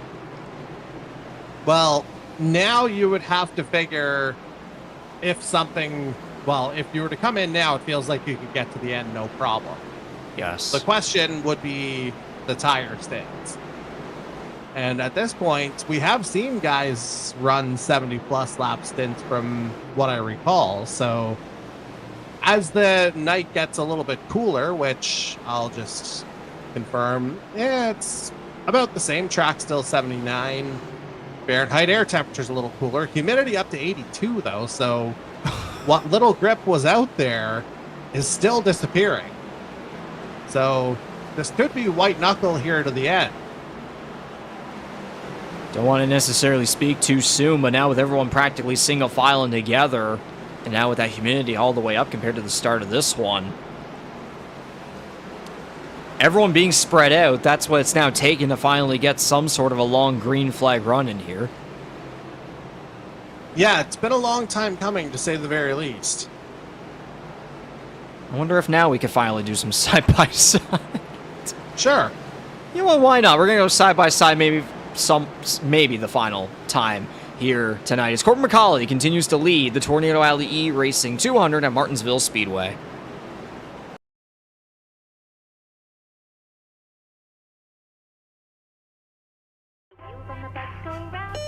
Good morning, Philip. Time for an oil change.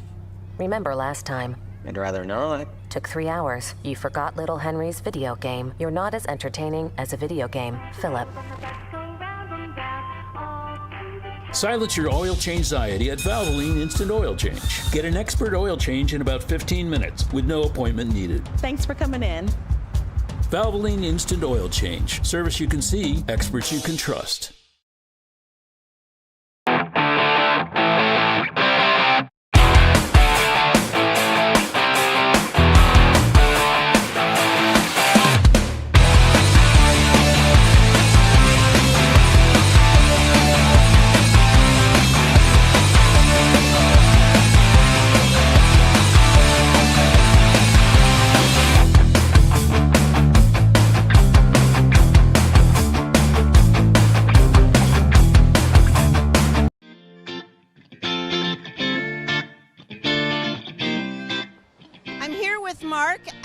Rescues, and great organization, and I want Mark to tell us a little bit about responsible ownership in all pets, but especially a little guy that you have here. Could you tell us about Arthur?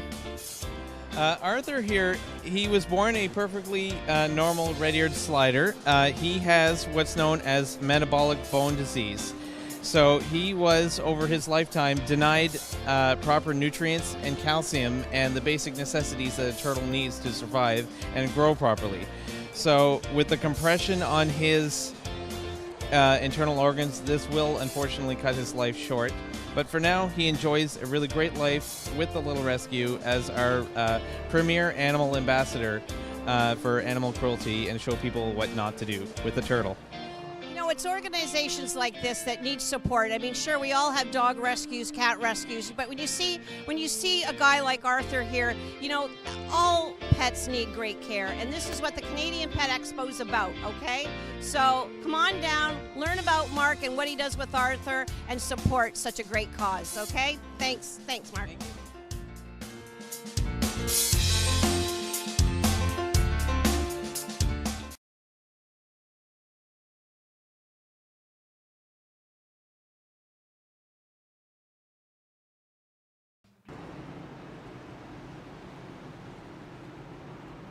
Of course, I just so happen to have the Little Rescue, Reptile Rescue, Lucky Turtle still up and active in the transition now. Back to the racetrack under caution once again for the number 64 Cowbell Ford of Darcy Ford.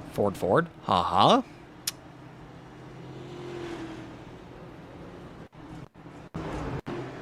Yeah, I highly doubt that's how he's going to be feeling. Oh, there was originally initial contact from Mike Marini, and then the 64 just might have gotten maybe a little too happy on the accelerator, but then Mario Ercolini got into the back of him. Yeah, the second one, I think that was just unfortunate timing on Ercolani's part. Like, as he's coming around 4, it doesn't feel like there's a whole lot in the way of avoidance that he could have done, particularly since Ford was still loose. I didn't count how many. Avoid that one. I didn't count how many laps that was, but we got a long green flag run in. We did. And oh yeah, no. Well, for anyone who wanted the over, I think we've hit it safely.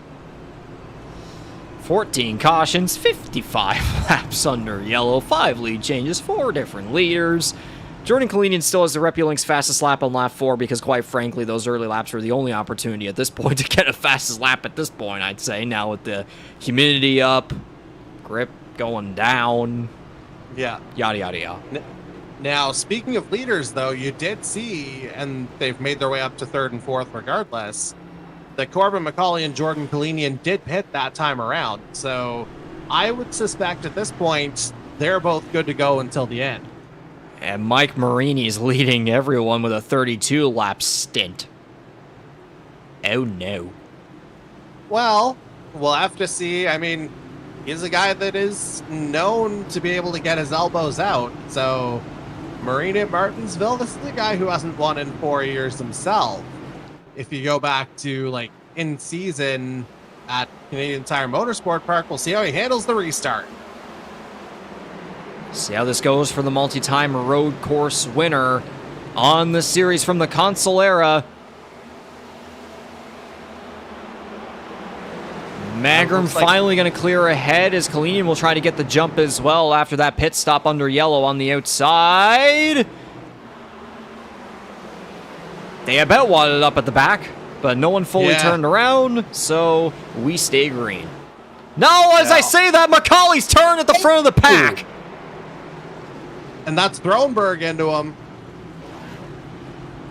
And that's thrown yet another wrench into things here.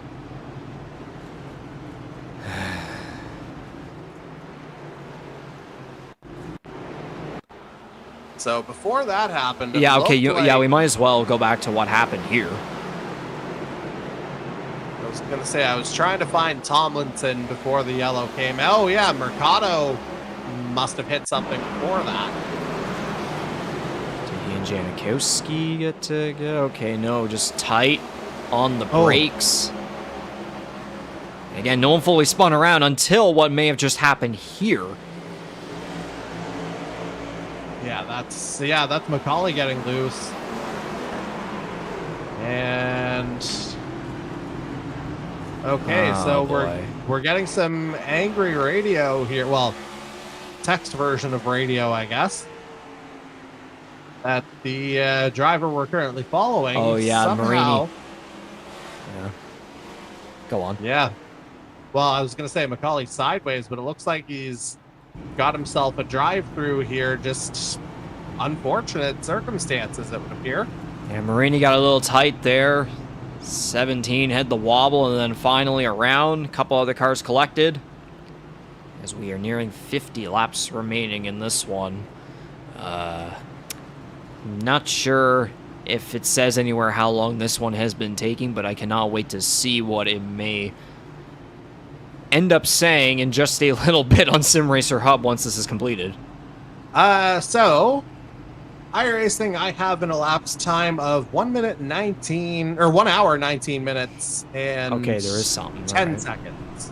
1 hour, and you said what? 1 hour 19 minutes and 15 seconds. No, we're not. Granted, that also includes, the grid time. Like, that's post-qualifying. Yeah. Well, it's still less than 2 hours and 42 minutes at Charlotte. That could be next week, though, folks. Oh, boy. So, yeah, get your pillows and blankets ready for that one. And get your Kyle's fried chicken and barbecue chicken. Hey, there we go. Your Valvoline instant oil change. I don't know. Can you call that a healthy drink at this point? Well, I think some guys might be looking more toward the Black Fly Seltzer, if we're going to be completely honest. Professionally speaking, do not digest Valvoline. Green flag. Yes, and let's see if CD Mangrum can do something at the head of the field here now. Blake Thronberg to pit road. And I mean, how many different incidents has he been involved in as we're yellow again?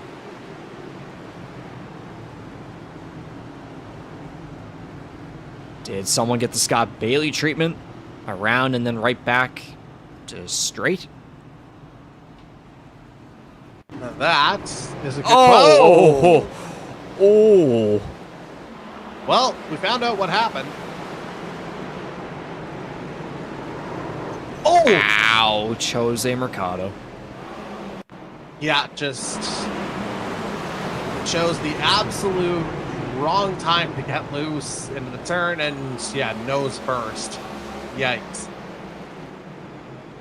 That's probably the oddest one I've seen yet.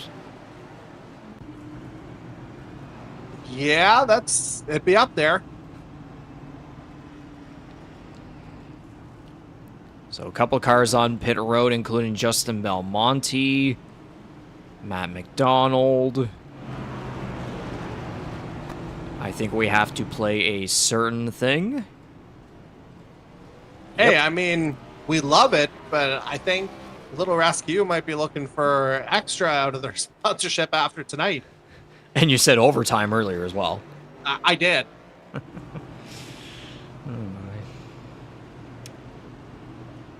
Shout out in our live chat to Mark Flott, sharing on CD Mangrum once again. I mean, hey, it's the Tornado Alley racing driver leading the Tornado Alley racing 200 Shades of Iron. Jeff Gordon winning a Pepsi 400 Daytona in the early 2000s, or Carl Edwards winning a Subway-sponsored race at Phoenix in 2013. Of course, Nordic Aluminium on the side of the number 1 Toyota out of Atlanta, Georgia. As well, Jordan Kalinian second, Jared Ireland's third, Mike Marini still up there with that 42-lap stint compared to a lot of these front guys at 12. Darcy Ford's the other one at 42. As we'll rack him up double file to go restarting here with looking like 44 laps to go on the restart. Yeah, that looks like the math is mathing.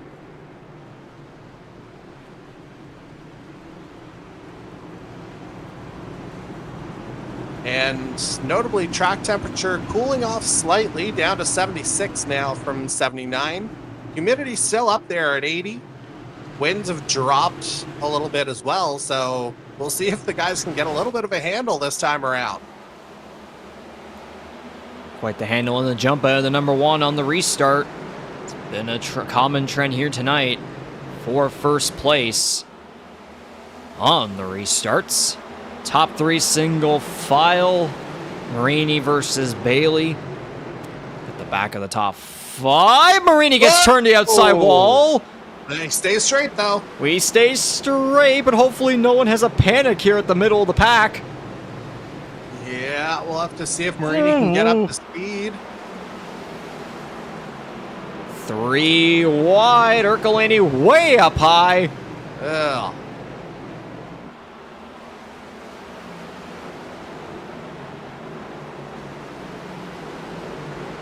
Oh, Macaulay, Thronberg, Marini. There goes And those two. there goes. Yep.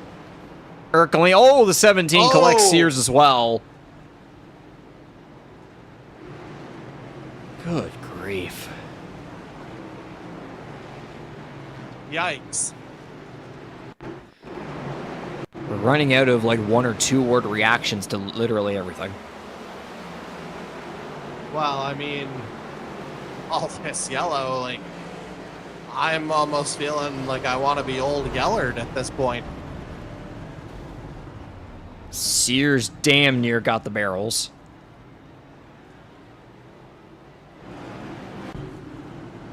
To be fair, at Homestead, Miami, a couple weeks back, we did have the racing safety car, pace car, going through the barrels multiple times, so I guess Sears with a better situation there, but anyways, how many cautions are we at now? Oh, Lord have mercy. That many. And we're on the We're 17 looking at car. Right now, yeah. That's exactly my point. That many. Oh, my.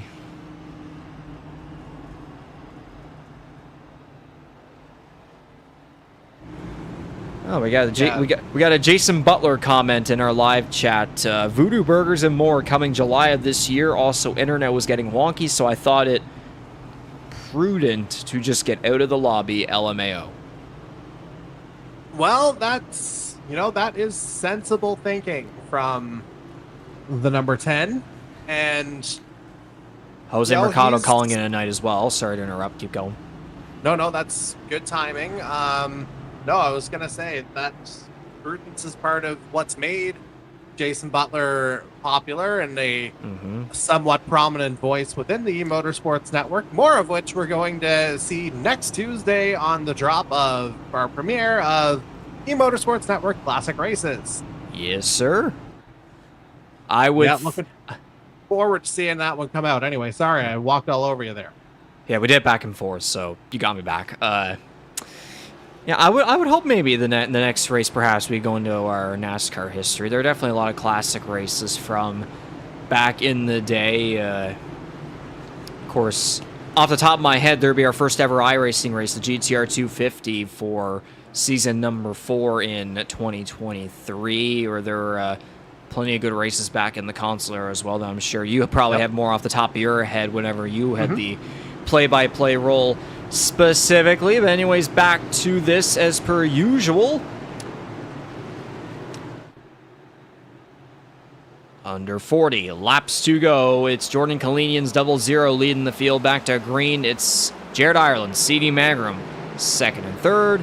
Andy Hurdle, Ty Higginbottom going at the back of the top 5.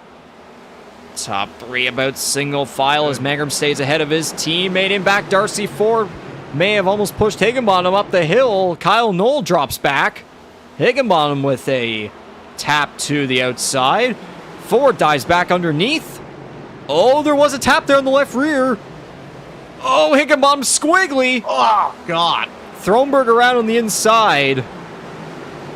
Not spinning around, but he gets past him. I think that'd be a better way to put it. Oh, McDonald with a check up in the turn, though, nearly collects Janikowski on that outside line. Everyone's wobbling, weaving, slapping the walls. There goes Belmonte. Whoa. Oh.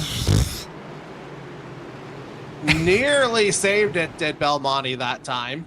But the number 60 Warrior wraps 4, gets it back going, still under yellow.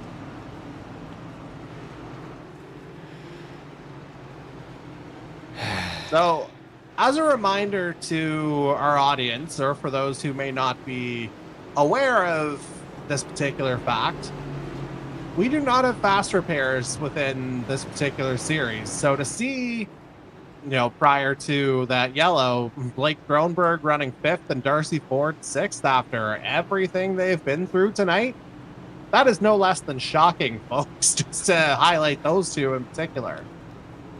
And And then looking at all the incident points within the field, how does CD Magram have 0? That is a fantastic question. You know what? I probably just put the commentator's jinx on him. Now something's going to happen to him. Damn it. Well, now you can bail out to Bailey as the latest recipient of our little rescue Lucky Turtle.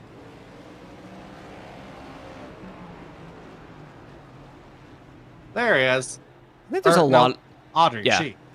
I think there's a lot of drivers in this field that are desperate at this point for rescuing. Well, I mean, the race has certainly felt like a turtle's pace, hasn't it? And yet they say the tortoise beats the hare somehow. Well, yeah, you just gotta... Jose Mercado. Slow and steady. Yeah, Jose Mercado. We're slowly and steadily making it to the end of this one. Jose Mercado called it a night. He said in our live chat, and there's a question mark on our leaderboards as well. And then Bryce Fontaine responded him saying, doesn't look like I'm missing much. And then Jose responds, we are about to run out of turtles. Mark told me that. That's great. Now, in fairness to Bryce, the majority of our drivers haven't missed anything either, whether it's walls or each other or... A lot's happened, folks, and you know, we're 30 laps away, maybe, from getting a resolution. And one of our other absent drivers in Hunter Young, remembering how much he went through last Monday at Texas and knowing how this is going. Getting a little bit of a lucky break himself. And we were talking about incident points earlier. Not to twist the knife necessarily. It looks like Mike Marini is up there with 28. There's a couple of guys in the 20s. A lot more in between 10 and 20, mostly. But a couple of these guys up front, like Colinian's got 4. Magram obviously was 0. Hurdle's got 8. Hanneman's got 8. Hanneman back on the lead lap in 7th. How about that on the restart? Yeah, that's, you know, just a good run for him to not get, you know, too involved in anything, because we can't say he hasn't been, because I mean, lion's share of the field has had something happen. You saw Thromer lock up the front wheels there just a little bit, but somehow able to get through the corner on the inside just fine as he's duking it out. Oh, he pushed Ireland up the hill, and we got more action, well, more inaction. And it is the Tornado Alley Racing number 97 of Ty Higginbottom. What happened now? Oh, just lost on his own. Self-inflicted, yeah. Not fully around, probably 25% around, but still the yellow flag waves. Just enough, yeah. For caution number 19. My goodness. We're 1 away, folks. 1 away. Over or under 20. Oh, boy. I mean, if it wasn't so late, I would say Atlanta's 34 from season 1 might be in danger, but it's, you know, there literally isn't enough time. Okay, so that is the record. Yeah, that's 100% a number I will never forget. Bryce with another comment in the live chat. He said, "True, Jordy. For any new fans, we're better than this." Yes, I think we can both attest to that. Obviously, you know, this is definitely we can say this as a fluke. Of course, our last couple of weeks have had its fair share of chaos, but we've also had many good battles as well. Hopefully, with the new iRacing update and heading to Charlotte for the Zesty Paws 300, aka the World 300 next Monday night. Hopefully, we'll have a bit of a turnaround. Of course, Monza in there, and then Richmond as well to wrap up the month of June, and the Forked River Brewing Company in-season tournament, which I can only imagine the tournament's gonna look. The tournament's gonna be interesting going into next week. Gosh. Meanwhile, Tomlinson nearly took out the pace car on his way to getting the turtle that time around. But we know the pace car seems to be indestructible anyway, so that's not a huge deal as the 4 makes his way into pit lane now. Jose was just about to ask for the record, so you answered him right before he asked. He was there. Yes.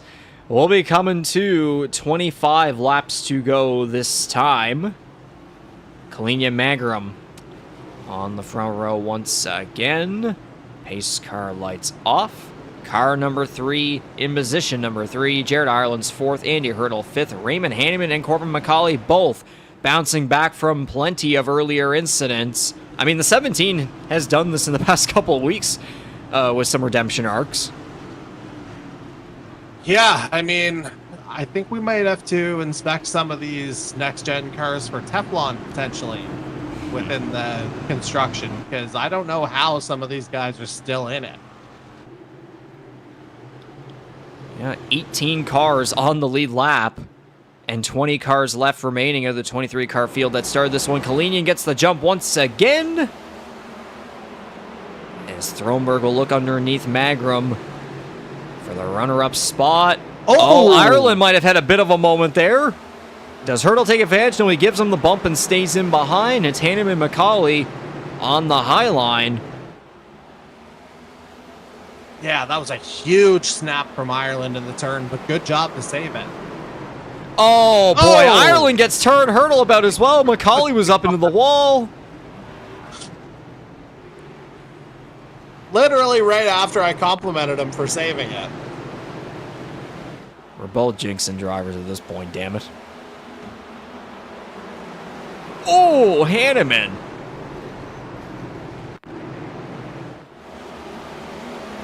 Damn it, Bobby. This one's taking forever.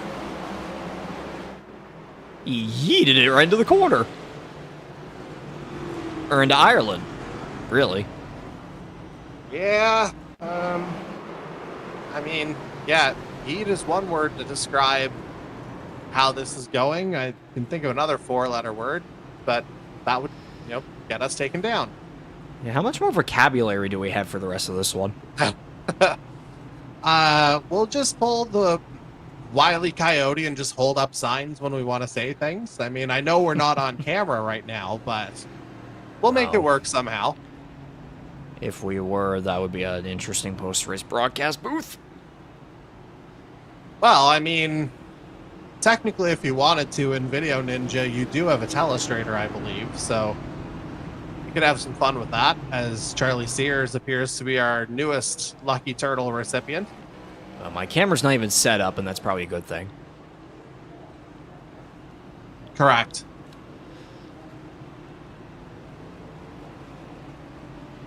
Of course, when Jose Mercado DNFs, we get his perk of being a live chat reporter, and he just said they're just a little nugget. If Blake Thronberg wins, it will be 3 weeks in a row a driver with an EOL penalty wins, which, obviously Thronberg and Hunter Young would have started with an EOL as well, but Thronberg was the only one to show up here tonight. So the number 3 did have an EOL to start this one, but he is up to second. I mean, it's been a roller coaster of a night for him, but still, that first career win and becoming the second rookie to win this season in behind Raymond Hanneman, there's still a chance. Now with 19 laps to go, we'll be restarting with 18 to go. Oh yeah, there's everything to play for here still.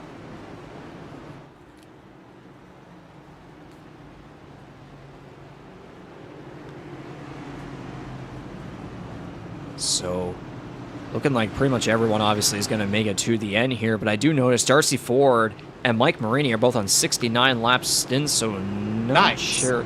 Yeah, nice. Yeah. Not sure how those might play out, but we can safely assume everyone should be okay. We'll probably get a couple more yellow flags anyways. That's not really positive sounding, but nonetheless, let's try and get to the checker flag as quickly as we possibly can. 18 laps to go for Jordan Kalinian. Yeah, the question now for a guy like Darcy Ford, though, he's made 4 stops. Does he have fresh tires left if we do wind up with another caution? That too, yes. Because if he could, then...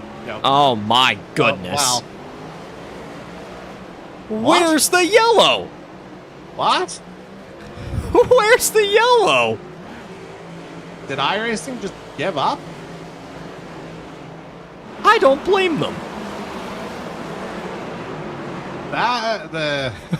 Now we've seen it all, I think.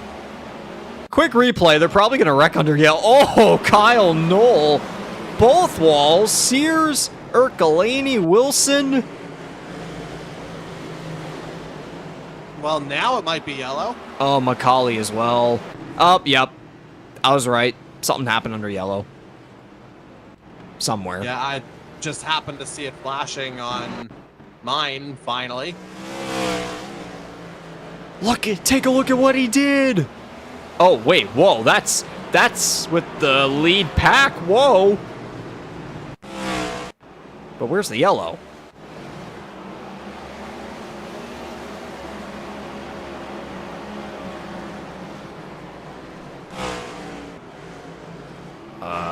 Oh, Tomlinson. Okay. Yeah. On his own. Boop. Oh. What happened with Kyle Knoll, though? Not quite Chastaining it. Because he couldn't sustain it. He's still popping the wall. And someone on the front stretch, were they just... Oh, dear me. Corbin McCauley. And being the turtle down the front stretch. A very unlucky appearing turtle, though.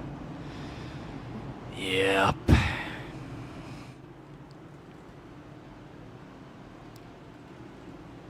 Adam Wilson, Kyle Knoll on pit road. And Mario Ercolani retired. So he won't be able to go for back-to-back top 10s.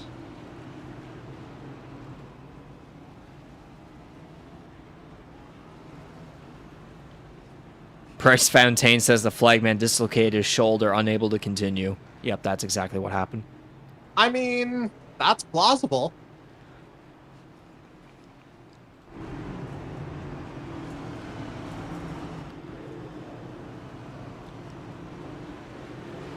I was gonna say, where's Wilson? Last car on the lead lap, 16th. So that many cautions. Yes. And you know what? You know what? Maybe that's the prophecy that's going to be fulfilled here. It's going to be the top 15 all pile up. Adam Wilson wins. Why not? I mean, you were talking about how Hunter Young would have had an EOL if he was in the field tonight. That's pretty much how he won Talladega a couple of years ago. So, and pretty much how Mangrum won Indianapolis. But Mangrum's in the thick of it here as we're back under green. 12 laps to go. At this point, it's an over and under if we're going to make it back to the end under green flag conditions, as Thronberg trying to throw himself around the 00, but Kalinin stays ahead. Top 4 single file. Almost the entire top 10. Bailey versus McDonald for 8th. Ty Hingham in behind. There was a touch. Out of 2.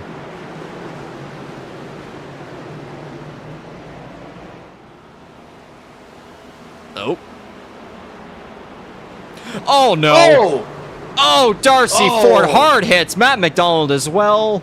Oh.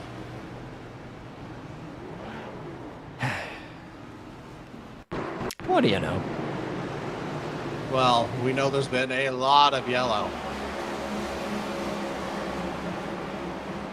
Oh, yeah, it was Ford on his own and then slam, bam. Oh, do you see the chat, though? 17 might be done.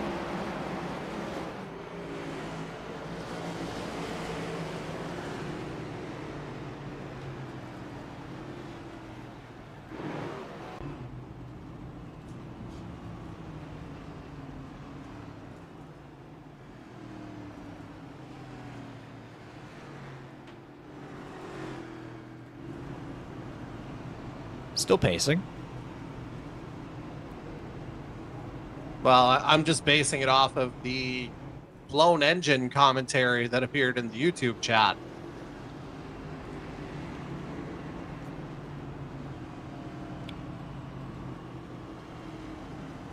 But maybe not just yet. The rescue, lucky turtle, Kyle Knoll. With a slam to the pace car, because what else is possible tonight? Oh, yeah. So now we're looking at a potentially 5-lap run to the finish? 4. Oh, boy. Which means any future caution after that triggers the overtime sequence. Yep, and we went through 3 of them last week. Yep. How many times have we had to remind the people of that? Well, I mean, we just did it again. Yep. And can confirm Darcy Ford has retired from this one as well. Unfortunate. Yeah, so that brings us to, 5 DNFs here on the evening. So Tom looking towards the back of the top 10 here. The 93 Tom Janikowski looking for a 3rd top 10 on the year. And a shout out to... Okay, trying to double check on certain statistics in here. Yes, Tom Janikowski after last week reached 10 career top 10s. Well, we'll see if he's able to add to it tonight. It just might be a matter of attrition here. And then Daniel Cudmore towards the back looking for his first top 10 on the season as Blake Thronberg get an issue on the restart. 3 wide. Yeah, that's going to be tight off the corner. The 3 backs off of Raymond Hanneman. We keep going. 4 laps to go. Oh, Cudmore gives a nudge to Higginbottom, who slides back. Yeah, everyone had to check up. 1.5 miles to keep it clean, boys. Let's get there. It's still Jordan Kalinian at the head of this field. C.D. Mangrum, Justin Malmoney, Andy Hurdle, Raymond Heyman, Scott Bailey. Oh, man. Battling down as Hanneman goes around. Oh, yeah, there we go. And Janikowski and Ireland got together, tagging themselves on the outside wall, so we're going to overtime. Yeah, I mean, let's be real. Probably we're going to see it 3 times at this point. How many incident reports are there going to be? You could write a couple of books, probably. Bigger than the handbook? Oh, without question.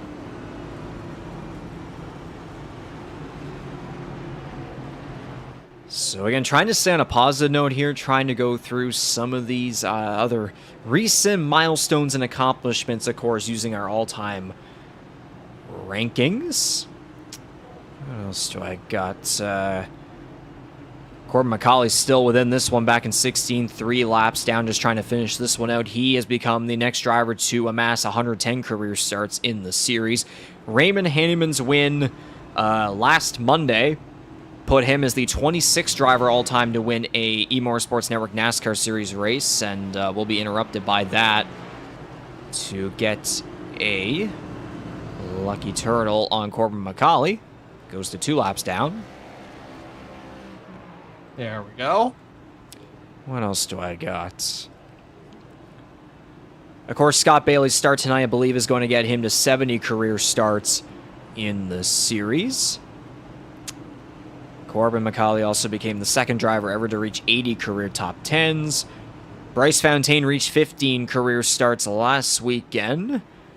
Kalinian currently up front there. As long as he hangs on for this win or stays up in the top 5 somehow, he is 1 top 5 away from reaching 20 all-time. C.D. Mangrum reached 50 career top 10s last Monday at Texas. They're about to go for 51 here.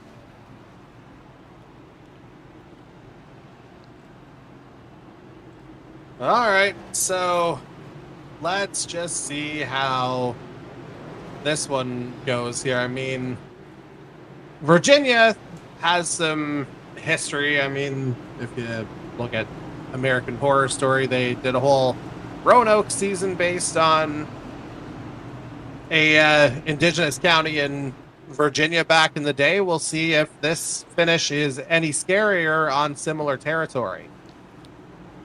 After this, I'd say I'll have to get to the infield and get a world-famous Martinsville hot dog with the onions, mustard, chili, and slaw. Or if we like to use our 69 jokes, wiener. But anyways, moving on. I mean, I think I'd prefer sticking my hands in the deep fryer at this point. Back to green. For a green-white checkered attempt number 1, it's Jordan Kalinian leading the charge, looking for win number 3 on the year. Can we make it back to the line is the question. Yeah, it's looking... Oh, Thronberg way up high and out of the groove. Higginbottom goes around at the back of the pack. We stay green. Yes, we got the white flag. And it's all the 00 of Salisbury, North Carolina's Jordan Kalinian at the front of this pack, more than likely reckoned towards the back of the field to the checkered flag. Jordan Kalinian victorious again, and now it's at Martinsville. Yeah, that's 3 for the 00 here now. That is number 11, I believe, all time now, which again puts him like tied for second, tied for third. That would put him overall. That would put him into third behind McCauley and Bailey. He jumps Darcy Ford and Ty Higginbottom.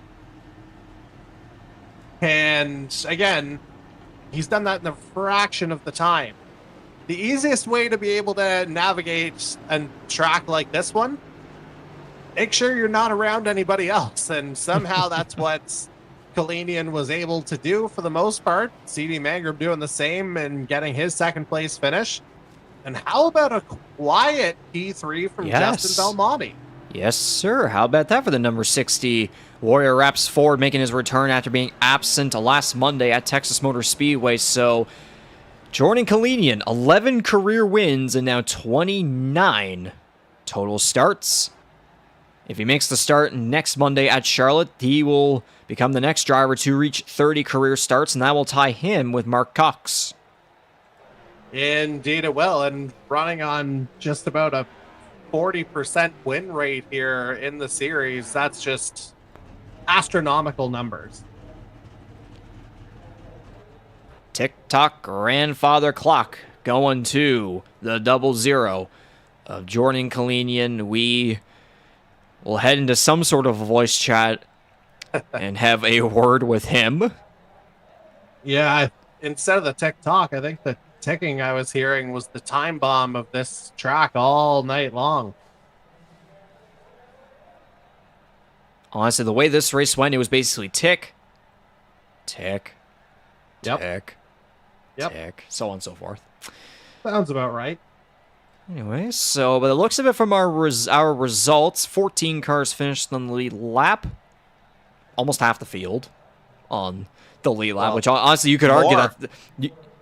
You could argue that's a miracle. Well, that's a word.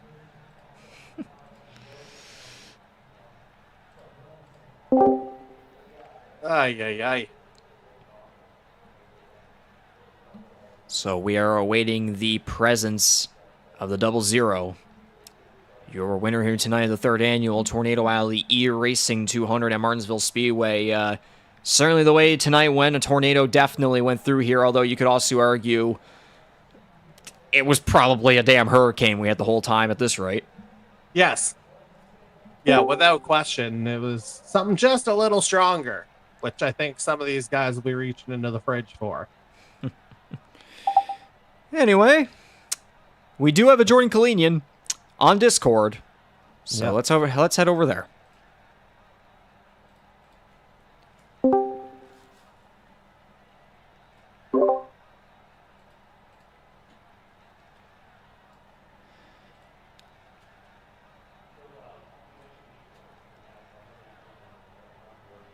Jordan Kalinian, do we have a copy?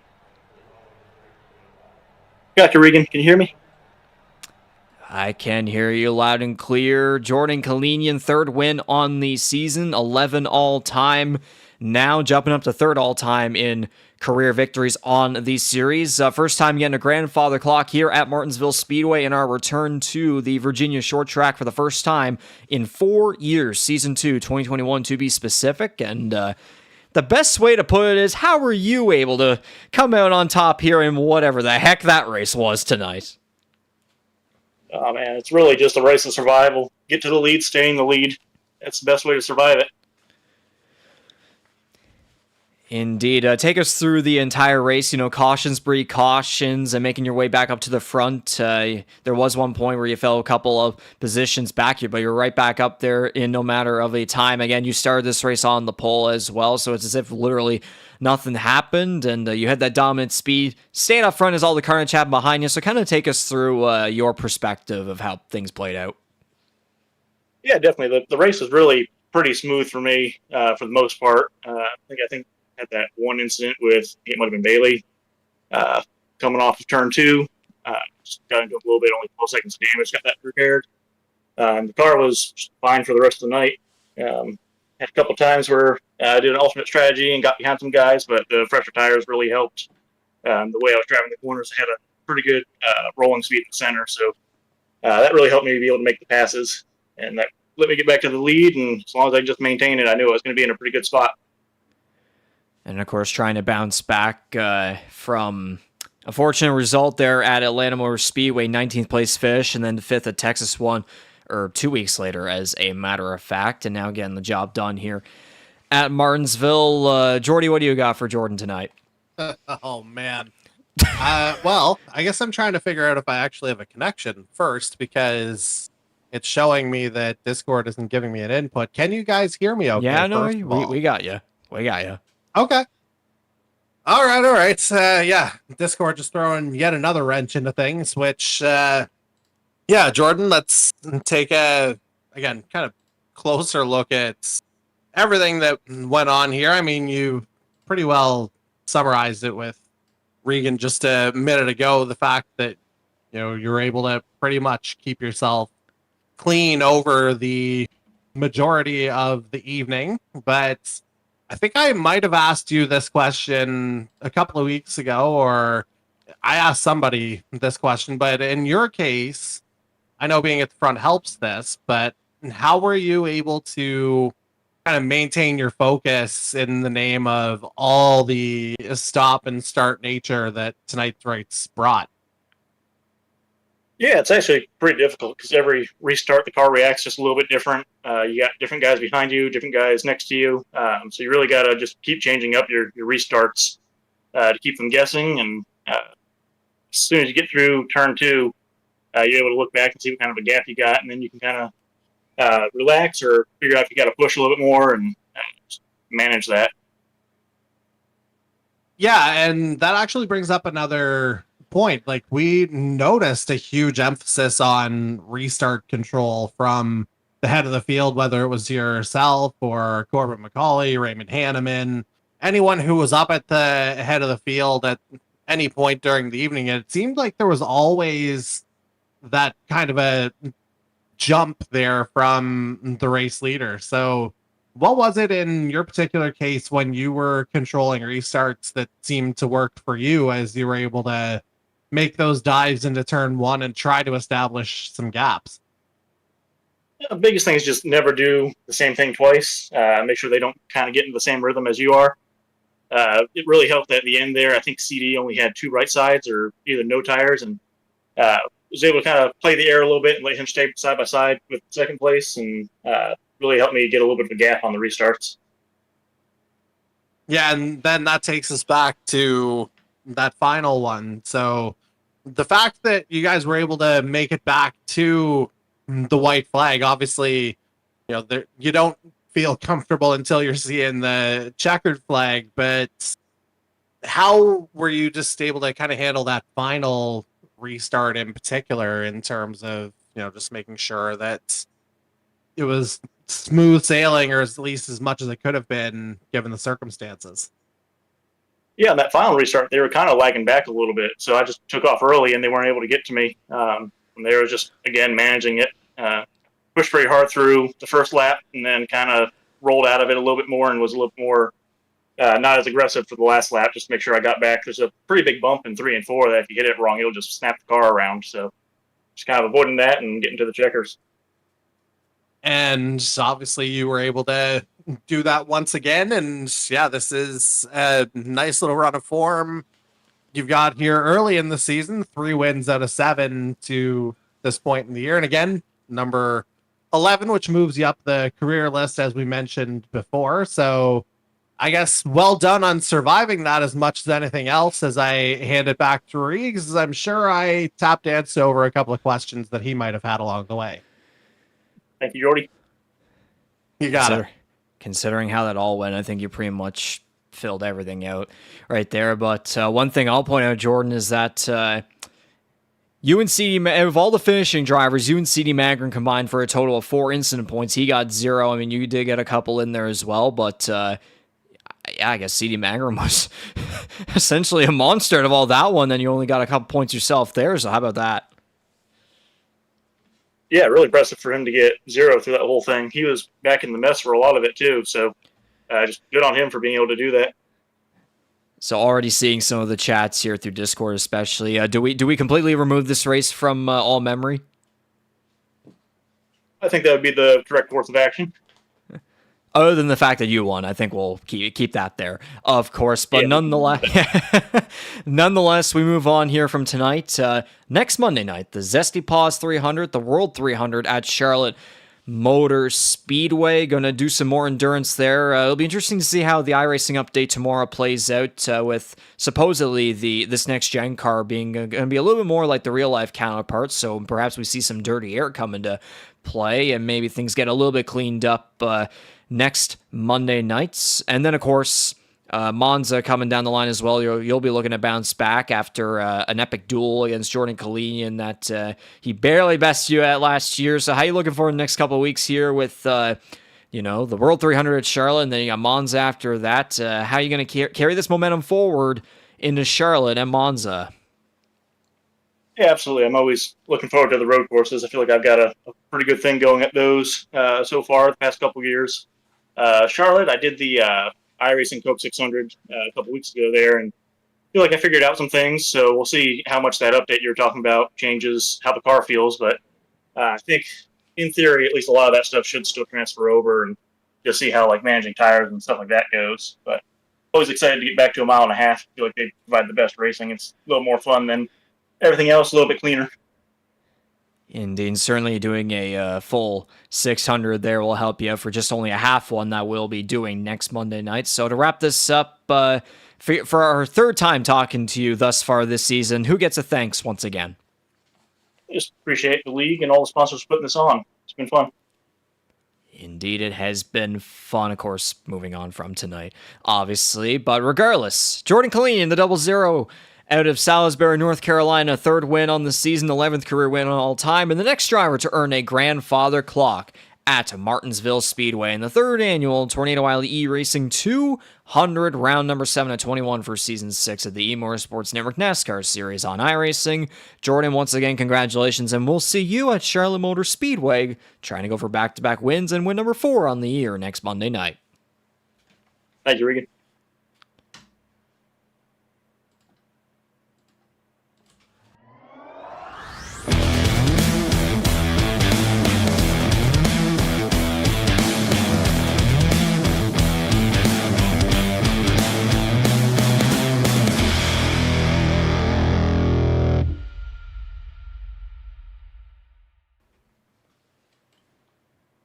Into the Valvoline Instant Oil Change post-race show we go, and might as well show the Lucky Turtle again, because quite frankly, the number of times that thing showed up tonight was crazy. We might as well that's kind of maybe the overtime pay or whatever, that sort of compensation to give to Audrey, of course. But time to go through our unofficial results here for tonight's Tornado Alley E-Racing 200 at Martinsville Speedway course. Jordan Kalinian picking up the victory in the 00 Toyota.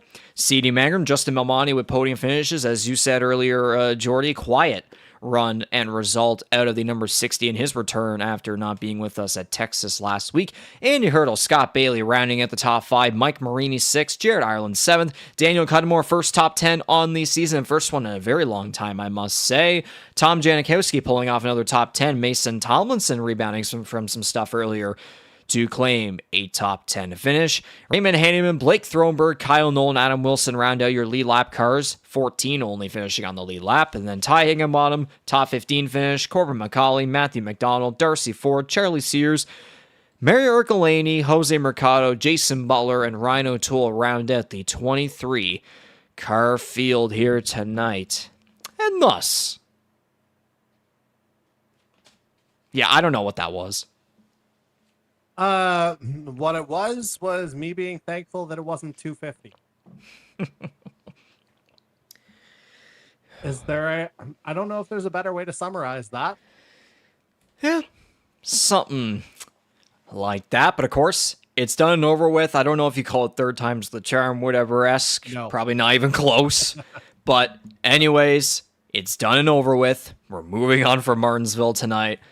Of course, so moving on through the rest of season number 6 of the E-Motorsports Network NASCAR Series on iRacing. Next up, June 16th, next Monday night, where we go green flag racing for 200 laps and 300 miles at the Charlotte Motor Speedway for the Zesty Paws 300, also known as the World 300, basically the half Coca-Cola 600, which has been synonymous within our series since the very beginning, of course, and has played out to some wild races, of course. Again, we've been constantly talking about the 2023 running of the race, of course, the 15 cautions, over 2.5 hours of racing. Mike Marini going on a space shuttle mission to the moon down the backstretch.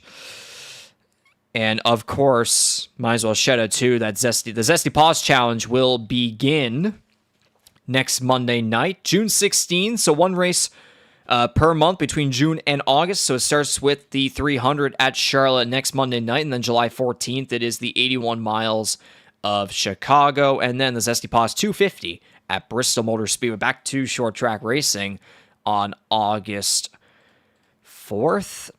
And of course, this will also be updated as well for next week. Stay tuned to our social media pages for round number 3 for the Fort River Brewing Company in-season tournament that continues with the Zesty Paws 300 at Charlotte Motor Speedway next week. And certainly, Jordy, we were kind of laughing at the whole idea of how much of a damn shakeup we're going to have in this thing for Charlotte. Yeah, I mean, if you take a quick look, obviously no Will Kern in the field tonight, so that advances. Oh man, we're looking at Bailey versus Hanneman next week. That'll be fun. Kalinian against Wilson. Tomlinson. I'd be Tomlinson, yeah. And then you're right. Belmonte Belmonte versus Magram. Yeah. Ercolini is going to get over Fountaine because Fountaine wasn't here. And it'll be Corbin versus Mario in there. So a couple of shakeups throughout. Yeah, I mean, couple of lower seeds still hanging around. Ercolini at 19, Hanneman at 21. You still have your Cinderella stories in play here. So indeed, yeah, let's see who's in it for the long haul. So eight of those guys that we just mentioned moving on to Charlotte, and then 4 to Monza, and then we will obviously crown a champion between 2 drivers that will duke it out in the Repulinks 150 at Richmond on June 30th. But of course, next up, the Zesty Paws 300, the World 300 at Charlotte Motor Speedway. Basically our longest race, our endurance race, our annual endurance race of each and every season here within the E-Motorsports Network NASCAR Series. Man, oh man, does this race ever have a storied history both within our series and in real life as well. Jordy, how much are you looking forward to this one? I know the finishes that we've had at this place have been pretty wild. I look back to the year where we went to Charlotte. It was 2023, I believe, when we went to Charlotte twice in that second race within the playoffs. Dylan Baum, Corbin McCauley, photo finish. It was 4 cars almost 5 underneath a blanket going for the win. That's just one of many memorable races and finishes at the Charlotte Motor Speedway in Charlotte, North Carolina. Kind of getting to kind of the, in real life for NASCAR, the headquarters essentially where all the teams are sort of based around. Kind of a different story within the E-Motorsports Network, of course. But Charlotte Motor Speedway, Zesty Paws 300, the World 300. Jordy, how are you looking forward to next Monday? I would say, we can only go up would be the best way to look at it. Yes. We'll see, hopefully some guys get into a little bit more of a rhythm this time around. You know what you're getting this time around. You have your extra stage, which is another point of attention here. 4 times 50 laps this time around, and the endurance theme that we've been talking about. We'll see if, again, it winds up being a drag race to the line like it has been in the past, or whether we get a repeat of what Andy Hurdle was able to pull off last year with conserving fuel in that final stage. So this Charlotte, as claustrophobic as Martinsville felt tonight, Charlotte, it feels like you can get a little more wide open and get a little more, entertainment over the course of the mile and a half. So I'm looking forward to it, even though it's going to be a longer evening. I think it'll be good to settle back into a little bit of normality, shall we say. Indeed. So that will be the Zesty Paws 300 at Charlotte Motor Speedway next Monday, June 16th. Live coverage beginning just past 7:30 p.m. Eastern, 8:30 p.m. Atlantic, live here on the E-Motorsports Network YouTube channel. Don't forget to like, subscribe, and turn on notifications so that you don't miss out on any of our live coverage of the E-Motorsports Network NASCAR Series on iRacing for season number 6. So, with all that being said, the Lucky Turtle is still active. Damn it. Why not? Yeah, why not at this point? But without further ado, that was live coverage of round number 7 of Season 6 of the E-Motorsports Network NASCAR Series on iRacing, the Tornado Alley E-Racing 200 at Martinsville Speedway. Once again, congratulations to the 00 of Jordan Kalinian at Salisbury, North Carolina, win number 3 on the season. And so on behalf of myself, Regan McCauley, Jordy Carher, the rest of everybody involved within the E-Motorsports Network, from the competition committee to the drivers, sponsors, partners, everybody involved, thank you very much for tuning in to our live coverage here tonight on YouTube. And we will see you all next Monday night, June 16th, for the Zesty Paws 300 at Charlotte Motor Speedway. Take care.